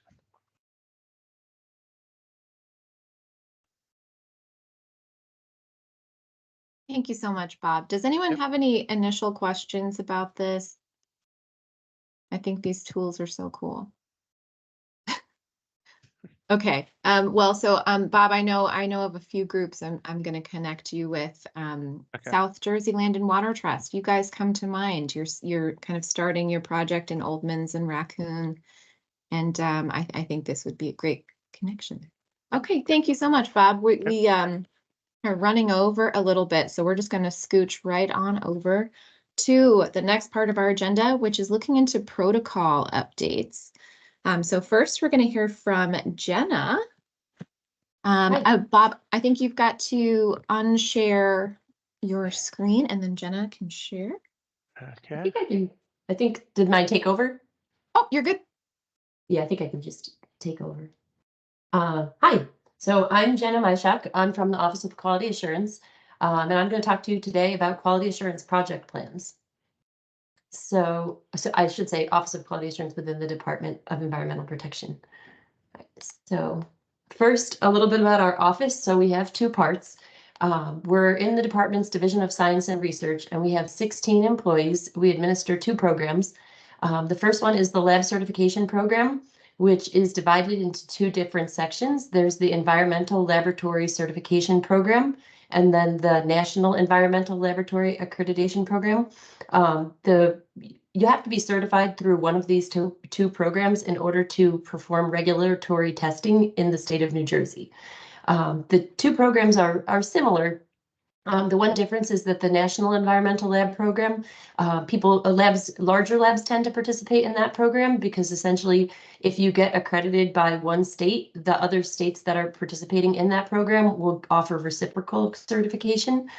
So it saves certain labs from having to get audited by multiple states. So for example, like a lab in New Jersey could get accredited through Pennsylvania based on the certification that we give them in New Jersey. But a majority of the people on this call would probably, if they're going to obtain lab certification, would be interested in the environmental lab certification program, the one on the left. So we have about 730 labs, and some of those labs will just be certified for one parameter, such as pH, and others are full scope environmental laboratories that have thousands of parameters across multiple matrices, such as drinking water, air, and biological tissue. And in every year, our 10 auditors perform approximately 250 annual audits. The second section of our program is the QA program, which is responsible for ensuring that the data used by the department is generated, compiled, and reviewed using specific quality assurance and quality control procedures. So we administer this program in accordance with requirements in 40 CFR parts 31 and 35, which give general and specific requirements for states' environmental programs and acceptable quality assurance requirements for federally funded programs. So, oops, I'm sorry, just push the button. So our quality assurance program is it's spelled out in our department's quality management plan, which is a formal written document that outlines essentially how the department ensures quality assurance across its program activities. And one of the components of the quality management plan is QAPs, which is what I'll talk about today. The quality management plan goes into all different other details. It's available on our website if anybody wanted to look at it, but the main thing for today is QAPs. So what is a QAP? So QAPs are the blueprints for obtaining the type and quality of data needed for your intended purpose. So they are how we document our plans for a project. I think sometimes people get a little nervous when they hear the term QAP, but I like to think of it as just a plan. It's really explaining your process, and it's also detailing the quality requirements that you need to have in order to ensure the data you obtain will be of known and documented quality. So QAPs are their blueprints. It's just your plan. So any project that involves data collection for the department has to have an OQA approved QAP in place prior to starting. And we are a delegated signatory from EPA. So for EPA funded projects, we are authorized to sign on their behalf. So the QAP approval process, so this middle number is probably pretty important to a lot of you. But so essentially the approval process, you have to start by thinking about what your project's purpose is. So what is the objective and scope of your project? And who's going to be part of your team? Is it just going to be your group, or are you going to be working with multiple groups? Who is going to be the project manager? Who's going to be the project quality assurance officer? That kind of stuff. You need to figure that out all before you start working on the QAP. Then you're going to develop a draft QAP. And then once it's drafted, you'll circulate it for project participant review. And then it will come to the DEP and it'll come to OQA. So you'll submit it to, so first after the participants, so everybody within your organization reviews it, you'll make any updates and basically get it ready for our review. And we want you to submit QAPs with about 60 days left, because our first review usually takes about 2 to 4 weeks. And then after we give it back to you, you might have, a couple comments, which could take a week or two for you to address, and then you can send it back to us. And then we might be able to review it again in a week to 2 weeks. So we just use 60 days as a rule of thumb, 60 days before the anticipated project start date to give you time to make the changes, then give it back to us. And then once we say it's good to go, at that point, you'll circulate it for all signatures. So the QAP template. So last year, EPA put out a new standard for quality assurance project plans. They hadn't updated their quality assurance project plan standard since 2003. So last year they put out a new standard. So just in January, we finished updating our QOP template to match the new standard. So the structure of our new template is based on the new standard. We developed the template, so I'll talk about the structure on the next slide. But it essentially, we created the exact sections that EPA has in their standard. We followed the same structure. So in addition to using our template as a reference, you could look at the QOP standard if you know, because the template is meant to be a useful tool, and the EPA standard is also a useful tool. So it's available on our website. And it's not encouraged, but not required, but strongly encouraged that you use our template, because we are going to be, when we do our reviews, we're going to be reviewing essentially against the template to make sure that all the requirements contained therein are addressed. And it will help expedite your review process, because everything, we won't have to go searching around for the information if it's in the sections as described. So then the QOP elements, I don't want to go into too much detail on these because we'd be here for 4 hours.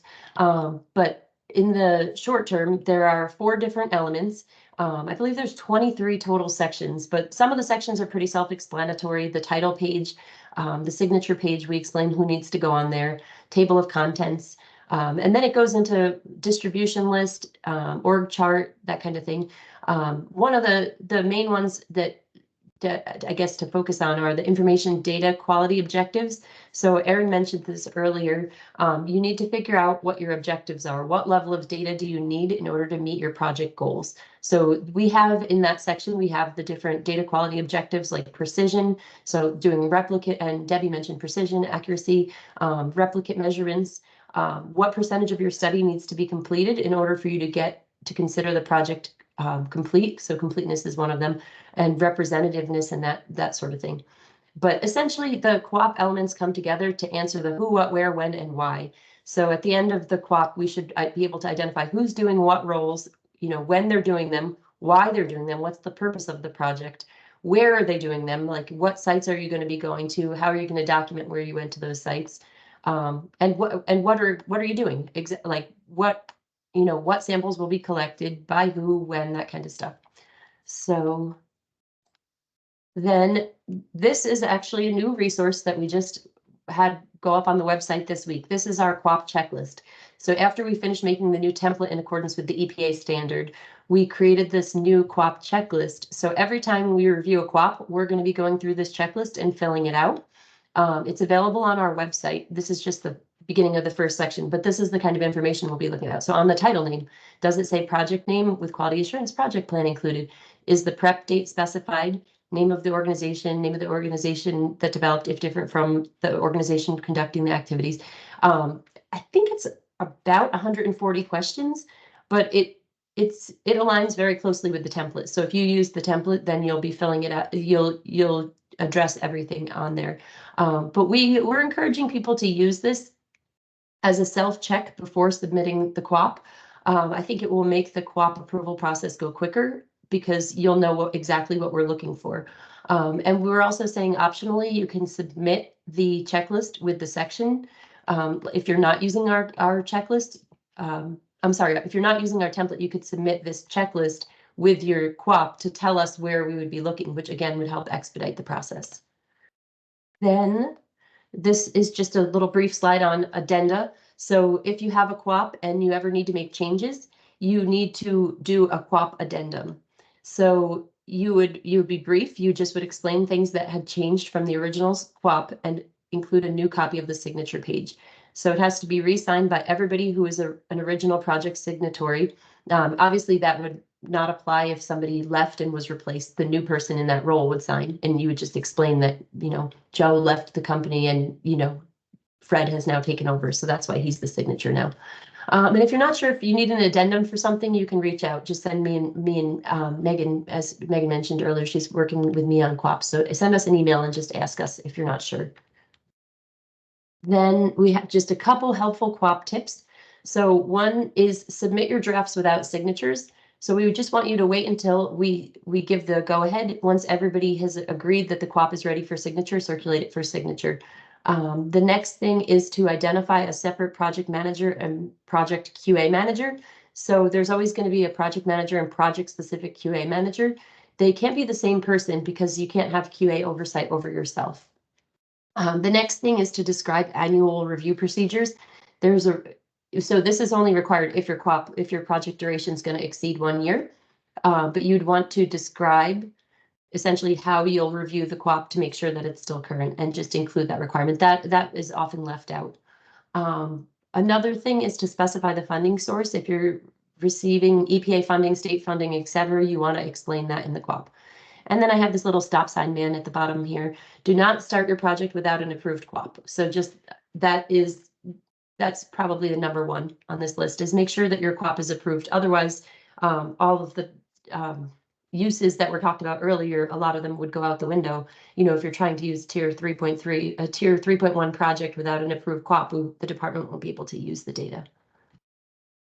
Then some QOP development resources. After I'm done talking, I'll put these in the chat. So essentially the QOP template that I talked about, the EPA QOP standard, and then our QOP checklist. And then any questions, my email address is on there as well as my phone number. And I put on there the Quality Assurance Program website, and then also the OQA staff directory. So that's all for me. Thank you, Jenna. I will be using that QOP checklist for sure. That's a really great resource. So we're going to scooch right on over to Heather Desko now, who's going to talk to us about decontamination protocols. Hold on, just getting the right screen shared. No worries. All right. All right, so we should be good there. Good? All right. Looking good. Okay, thank you so much. And I will try to talk at Jersey speed with this, also as I'm panicking about Jenna's presentation and QOPs that I have to work on. So we'll get to that soon enough. But so I'm going to talk about the decontamination protocols. These are recommendations for research and monitoring activities in and around New Jersey. And these were put together by a work group of the New Jersey Water Monitoring Council, which I was the co-chair of. So just a little background on this. The protocols were developed, as I said, by the work group. We started in 2018. I blame the pandemic for the delays on that, to develop a set of consistent literature-supported decontamination procedures for water monitoring equipment to reduce the spread of aquatic invasive species and disease. These protocols are applicable for all potential water monitoring groups, including community science. And these are just recommendations. There's not requirements here. And so one of the key takeaway messages of this is to increase awareness and adopt protocols that make the most sense for your group's efforts. The protocols will be published on the New Jersey Water Monitoring Council's website under related links any minute now. So they should be up there very soon. And once they are, I'll have Erin send those around to this group. So just a little bit, this is an overview of the structure of the protocols. It's separated by equipment type, so that includes personal gear, sampling equipment, and watercraft. And then these are further divided into recommendations based on level of risk. So a higher risk for water bodies with known aquatic invasive species, and for moving between multiple water bodies in the same day, for example. Lower risk sampling would be returning to the same site or a longer time between sampling. So if you're a water monitor and you only go to one site, that would be a low risk situation. And there are also special protocols for situations or species of special concern, like the New Zealand mud snail. So the protocol also, I think this is probably one of the most important sections of the protocols. There's basic best practices to check for reported infestations before you go out in the field. Progress from least to most infested, that's generally from upstream to downstream, to avoid materials that favor AIS propagation, like felt-soled waders, like you can see in the picture, and to use dedicated gear at high risk sites if possible. And so then there's some other practices about minimizing potential transfer between sites. So that's minimizing wading where you can, regularly inspecting your equipment and your gear, and to reduce the plants and sediments that you move from one water body into a boat and onto your sampling gear.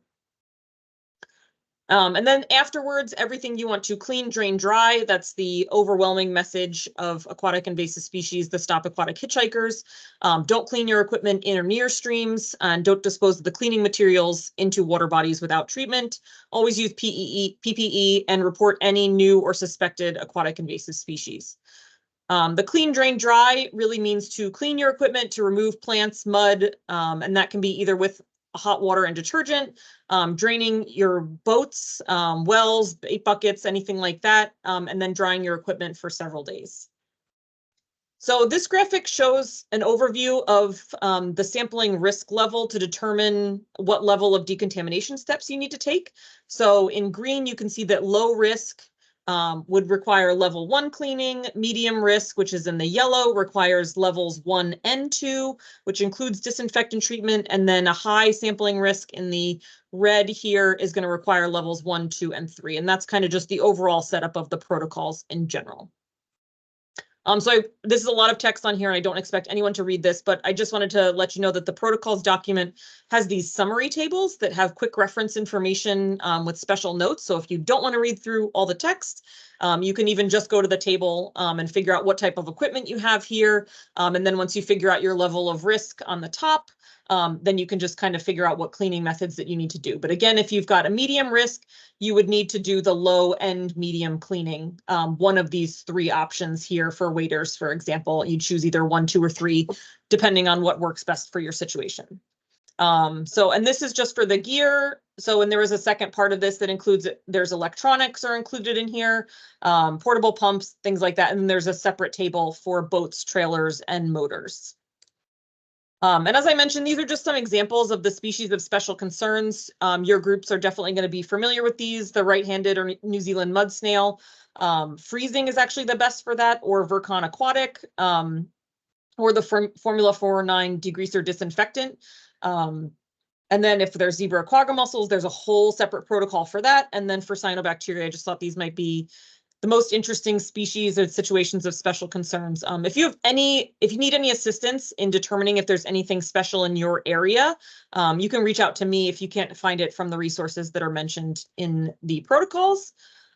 And so just summary, as I said, running through this quite quickly, assess your risk based on known aquatic invasive species and the number of frequency and sampling of your sampling sites, to do clean, drain, dry at a minimum, and to be aware of aquatic invasive species and to share the information with others. And if you need more help with your aquatic plant identification, there will be a Plant Camp 2024 will be held in Sussex County at the New Jersey School of Conservation in September 2024, 10th to 12th. It's $200 a person, which includes the training, lodging, and meals at SOC. And just kind of goes over aquatic plant identification, introduction to plant field sampling, best management practices, data reporting tools, and registration will open soon. There will be some basic information that goes out about this soon, and I will make sure that Erin gets that as well. And if you have any questions, please feel free to reach out to me, New Jersey's Hydrilla Queen, and I will be happy to provide you some information. Thanks.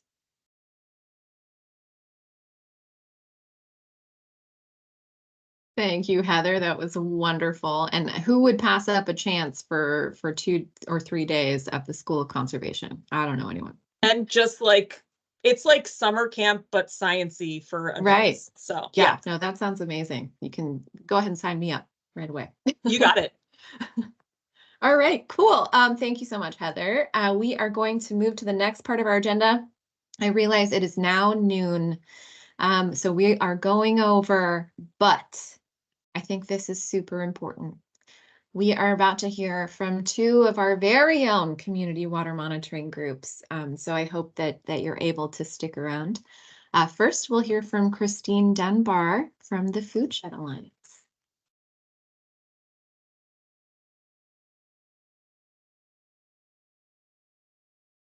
You're on mute, Christine.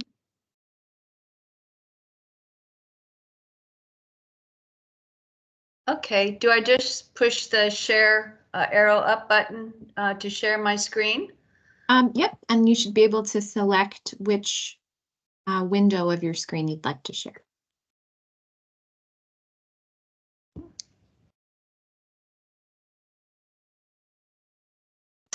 Do you see anything? No. I don't see anything. If you click on the share and then window, some options should come up. If you have a PowerPoint, then you can click on the PowerPoint.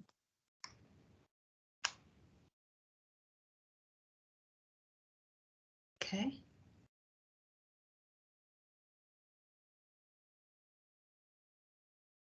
I'm probably not the best person to go last for this. Oh gosh. Well, if you'd like to look into that, so we also have Michelle DiBlasio from the Nature Conservancy who will be talking about our studio. Maybe Michelle, if it's cool with you, you could go first, and then Chris can wrap us up. That's totally fine. And Chris, if you need help, I can try to help you as well. I don't know how helpful I'll be, but I can try. Okay. So All there right. is, just so you know though, and I can go when you can kind of play around, but there is a little share screen button. You do see that up at the top of your Teams bar. I do. On my screen, it's like right next to the leave the meeting, so careful not to hit that one. But if you click that, it should give you the option to present. I don't know if you have two screens or one screen, but like it should give you the option to present on one. So hopefully that helps a little bit. Okay. Not really.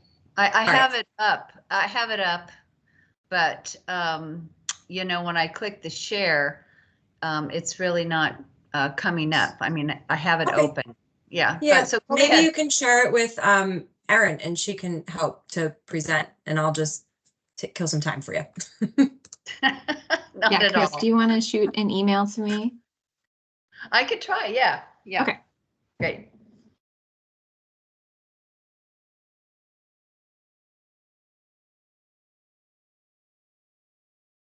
Okay.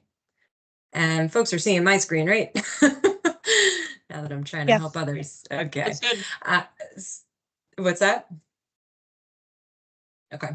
So, hi folks, I'm Michelle DiBlasio. As I mentioned earlier, I work with the Nature Conservancy, and I've been helping to lead a water quality monitoring program in the Paulinskill Watershed, which is the third largest tributary to the Delaware. It sits up in Sussex and Warren counties. And we've been working in this watershed for about 8-9 years, specific to the water quality monitoring program and some of our other work that we've been doing, conservation work that we've been focused on the ground. There we go. So I wanted to just talk about a couple of the different initiatives, and really kind of speaks to the why we're collecting water quality data. And so, as I mentioned, we've been working in this watershed for about 8-9 years doing various restoration projects. Specifically, we've been working on 3 different dam removal projects on the main stem of the Paulinskill, looking to reconnect and open up about 45 miles of stream for migratory fish and other resident aquatic species. We've done significant floodplain reforestation, stream bank restoration. As you can see here, we have some tree plantings. Just to give you a sense, we've planted over 58,000 trees throughout this watershed. We are also working on habitat restoration, wetland restoration in the headwaters. And so we have a hyperhumus wetland restoration project going on. That's this photo down here. And so we're looking to add some sinuosity and kind of restore the hydrology in the first mile of the headwaters of the Paulinskill. And then we've been working for decades on a number of different land preservation projects along Kittatinny Ridge and down into the Paulinskill Valley. So we've been working on protection and restoration projects, and what we wanted to do was determine baseline conditions and then understand to what degree these projects would have in terms of improvements to water quality and wildlife habitat. And so back in 2015, we developed a 10-year measures and monitoring program to understand those baseline conditions and to hopefully one day say, you know, what impact these projects have had on water quality and wildlife habitats. And so we kind of honed in our efforts on a couple different criteria that we wanted to look on, just the things that were most important to us and the things that we felt our restoration work would have the biggest impact. And so we have been collecting macroinvertebrate data along with the habitat assessments using the EPA Rapid Bioassessment Protocol for the last 8-9 years across about 23 different sites, give or take. We've kind of dropped some of those sites in the latter years, and we're doing about 10 sites a year now. But we're also looking at temperature, dissolved oxygen, connectivity, and turbidity. And the ways that we do that are through continuous in-stream monitors.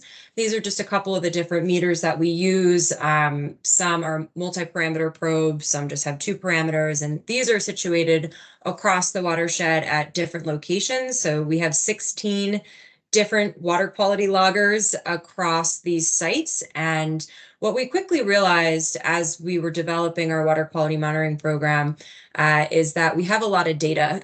And so kind of figuring out the ways to get good data, clean data, was some of the learning curves we went through in the beginning years. But we, have developed a quality assurance plan by 2018, I think was the date of our first one. Maybe it was 2016 through 18. And so we've been working to, really tighten up our QA/QC procedures, I'd say, every single year, especially when it comes to continuous in-stream monitors. There's just a lot of data that you get. And there's a lot of, different reasons that could kind of spike the data or flag the data. So we've been working really hard to make sure that we're collecting not just the data that we want, but making sure we have good, clean data. And so this is a good spread of just the watershed. You can see here, these are all the different monitoring locations. As I mentioned, we have 23 sites across the board, and then what we collect at those sites varies year to year. One of the things I wanted to mention was when we developed this sampling plan and design, we really wanted to make sure that we were collecting data not only up and downstream of our project sites, but we also wanted to co-locate them where DEP was collecting data. So we took note of, that where those data points were that the DEP was collecting. So at the outfall of different hucks that are in this watershed. And we tried to not only co-locate, but also fill some data gaps. And so not just the project specific sites we were interested in, but also this, what we call kind of more integrated watershed wide sites. And so just collecting as much information as we can in this one watershed. And then you can also see here on the map, we have a couple of our different project sites outlined along the river that I mentioned, the hyperhumus project. Some of the tree plantings are all the orange, and then our different dam removal projects and our land protection. So really nice coverage. But what I really wanted to focus on today and just share with folks so you kind of have a sense is what we've done with this data. So not only are we out there collecting the data, but about halfway through our plan, we realized, wow, we have a lot of data and we have some key research questions, but how do we really answer them in an efficient way, specifically when, we're collecting continuous in-stream data every 15 minutes for 6 months out of the year. And so we had worked over the last several years on different ways to manage the data so that we can assess it in a meaningful way. And so I wanted to share just some of our research questions that we had that we were hoping to answer using our data. So first up was the surface water quality standards, and we just learned a lot from our partners at the DEP about how they use some of this data in their integrated report assessments. I would just note that we are just looking at one or two specific parameters and how they relate to the surface water quality standards. And so specifically, we were looking at temperature and dissolved oxygen and how it relates to those different designations of non-trout, trout maintenance, and trout production streams at the select sites that we were collecting the continuous in-stream data. And so we wanted to determine, are they meeting or not meeting these certain thresholds for the, non-trout, trout maintenance, and trout production, where those stream segments are classified. Second, we wanted to look specifically at things that were important to us other than those surface water quality standards. So where are we seeing the standards for temperature and dissolved oxygen during migratory runs, right? So a lot of those dam removal projects were looking to reintroduce migratory fish. We wanted to make sure or better understand, the water quality conditions specific to the time periods when we anticipate these spawning runs to occur in the main stem post dam removal.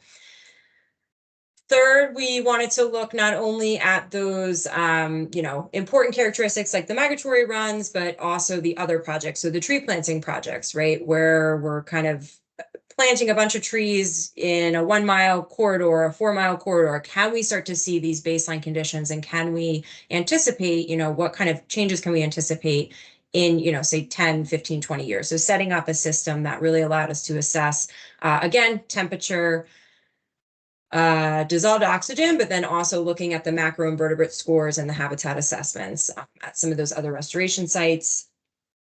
And then fourth, we wanted to do a little bit of a deeper dive in this species specific. So really looking at the macroinvertebrate and the habitat assessments and seeing, where do we have high scores? Where do we have low scores? Do those relate to the habitat assessments? Why are they poor? Why are they good? Things like that.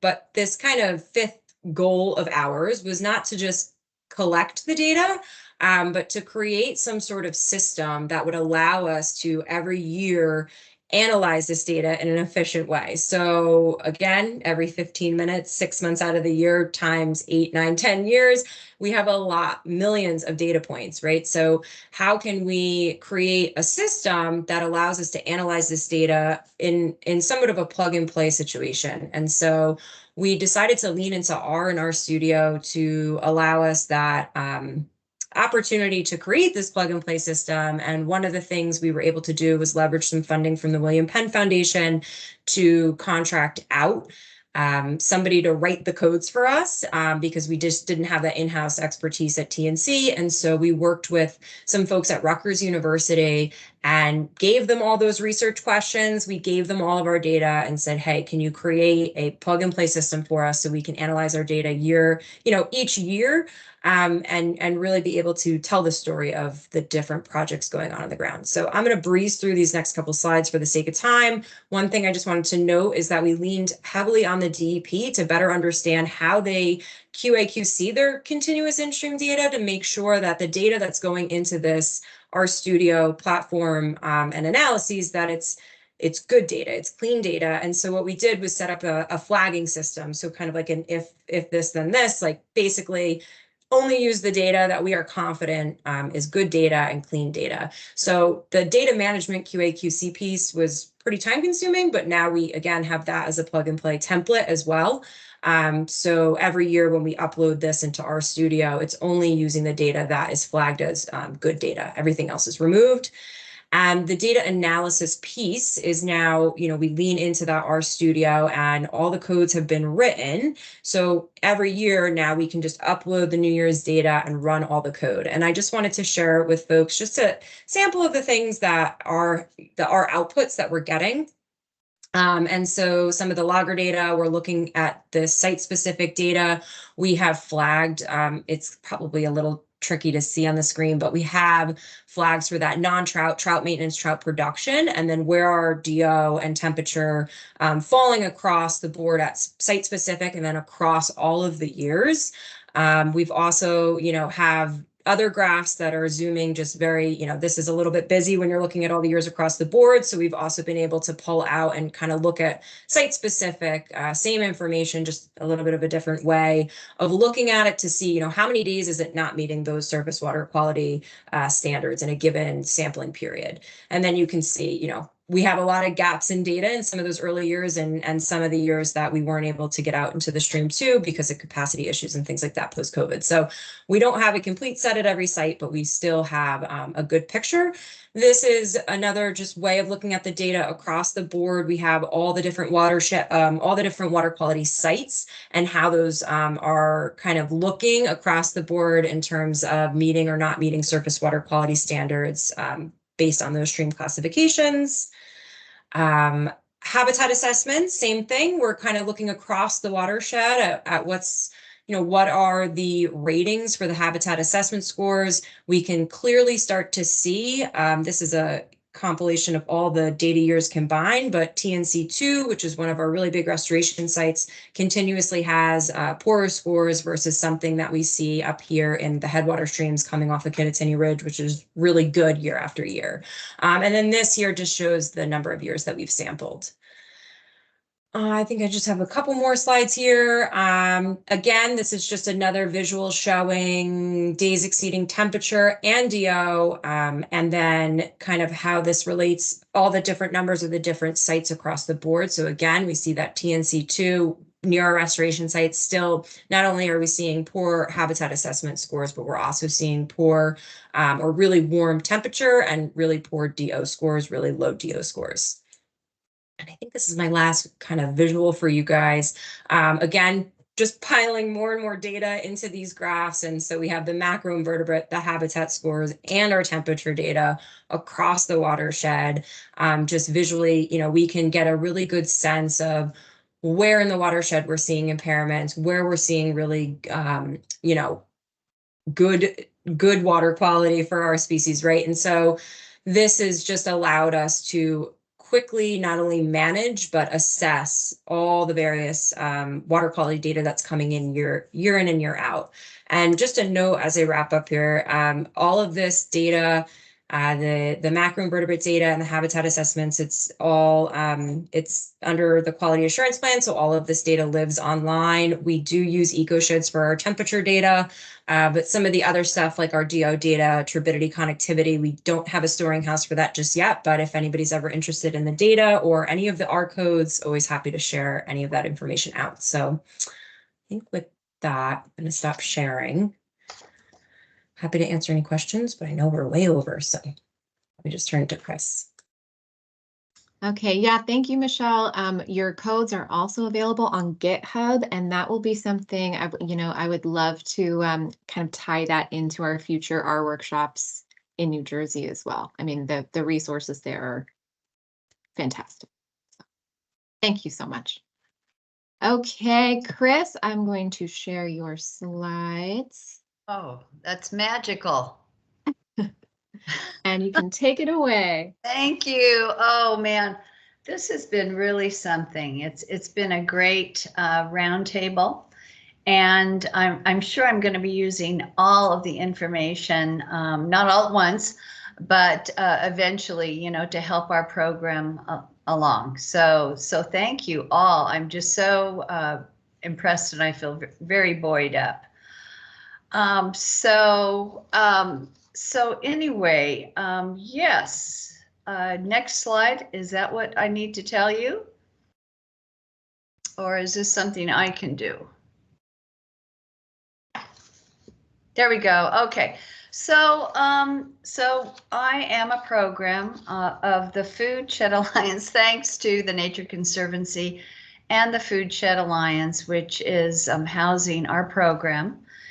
And the Foodshed Alliance is a nonprofit organization. It's been around now in Warren and Sussex County for about, I would say, a little over 10 years. And it works at the intersection of food, farming, and the environment. It has a very small office that you see me standing out in front of with my new assistant, David DeWitt. And it does not really have the facilities to house any type of education programs, in-house activities, unfortunately.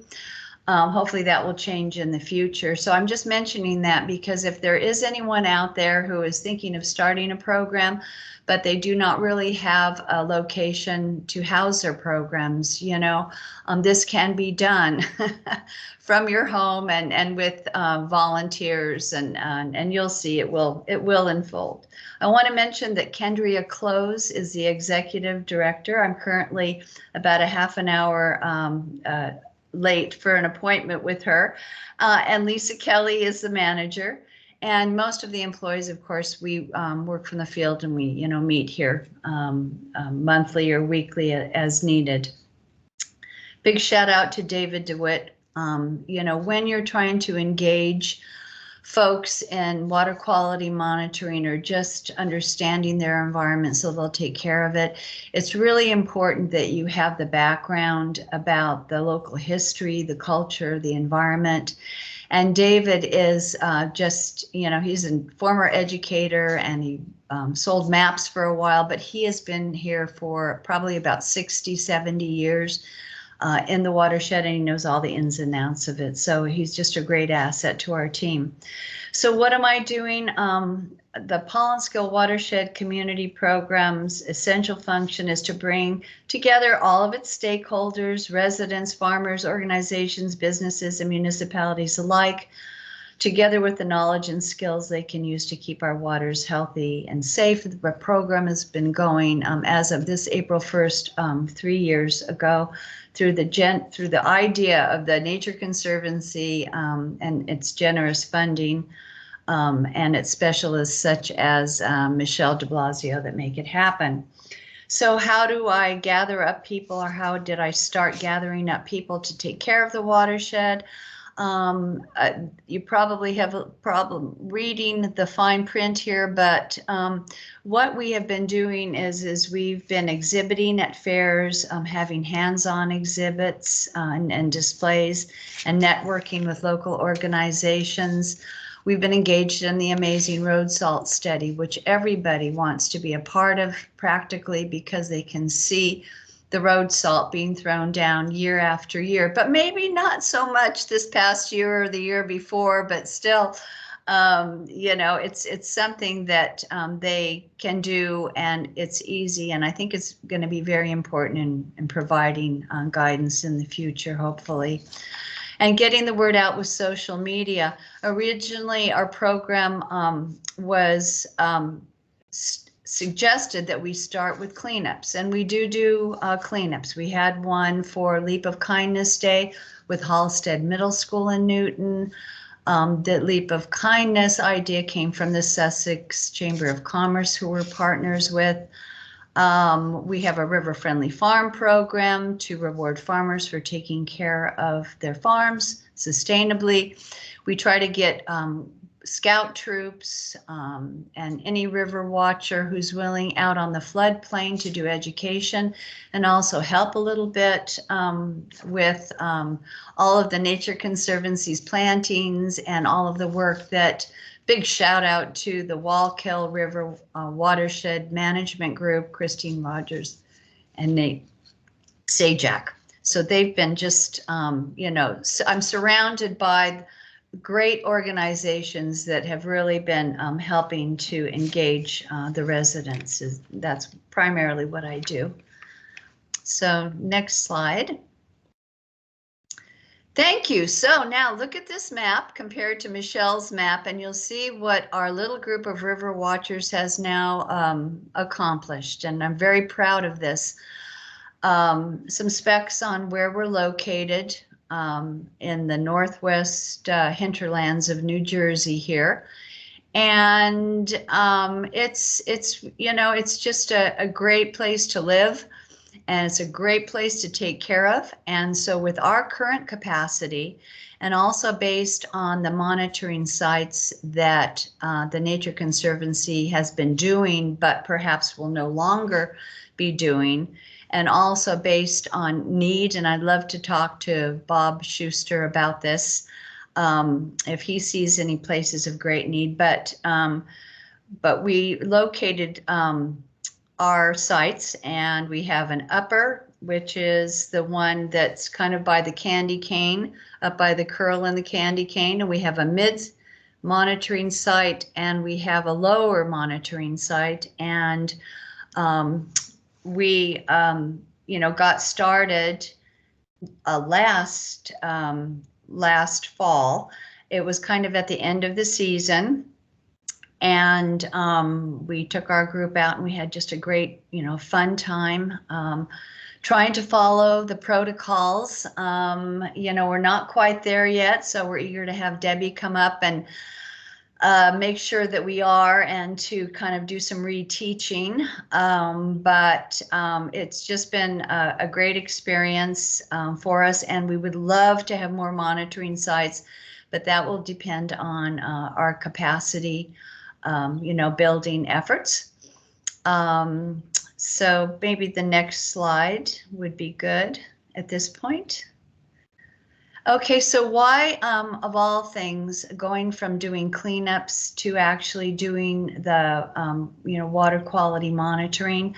One of the things is I felt like with the road salt study, that people who are going to generously donate their time would really be interested in doing so and actually having it make a difference, and collecting quality data. And I think I was right on that. But after attending a Watershed Institute workshop a couple of years ago,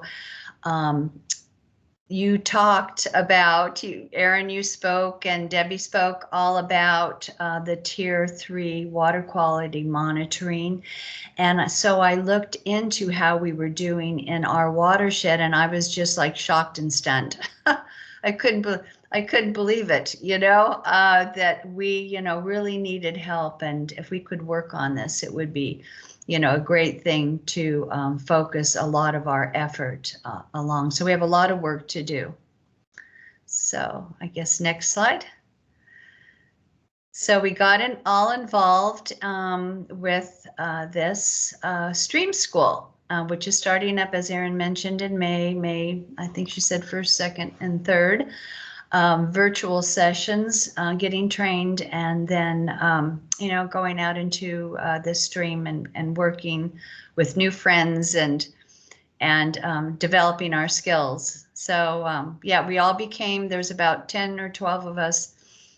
Here we're shown with the Sourland Conservancy, I believe, or another group who was also getting trained. And I should mention that they were a great motivator on those early presentations, because they went through their recruitment for volunteers, and I was able to see how they were doing it. So yeah, so this is our little team. And then just briefly, I just want to give credit to so many people. With the next slides, I want to show you our upper water quality site at Lafayette Park. So this is our upper team here. And then you mentioned that we needed to have a water quality assurance person, and we do have that, and that's the person kind of with the hat there in the upper left-hand corner. He actually has as a background quality monitoring, so it's great to have him. We have a team leader for each site. They have all of the equipment in a bin for when we're ready to go out monitoring. We monitor fall, as I mentioned, and then we'll be monitoring this spring, so twice a year.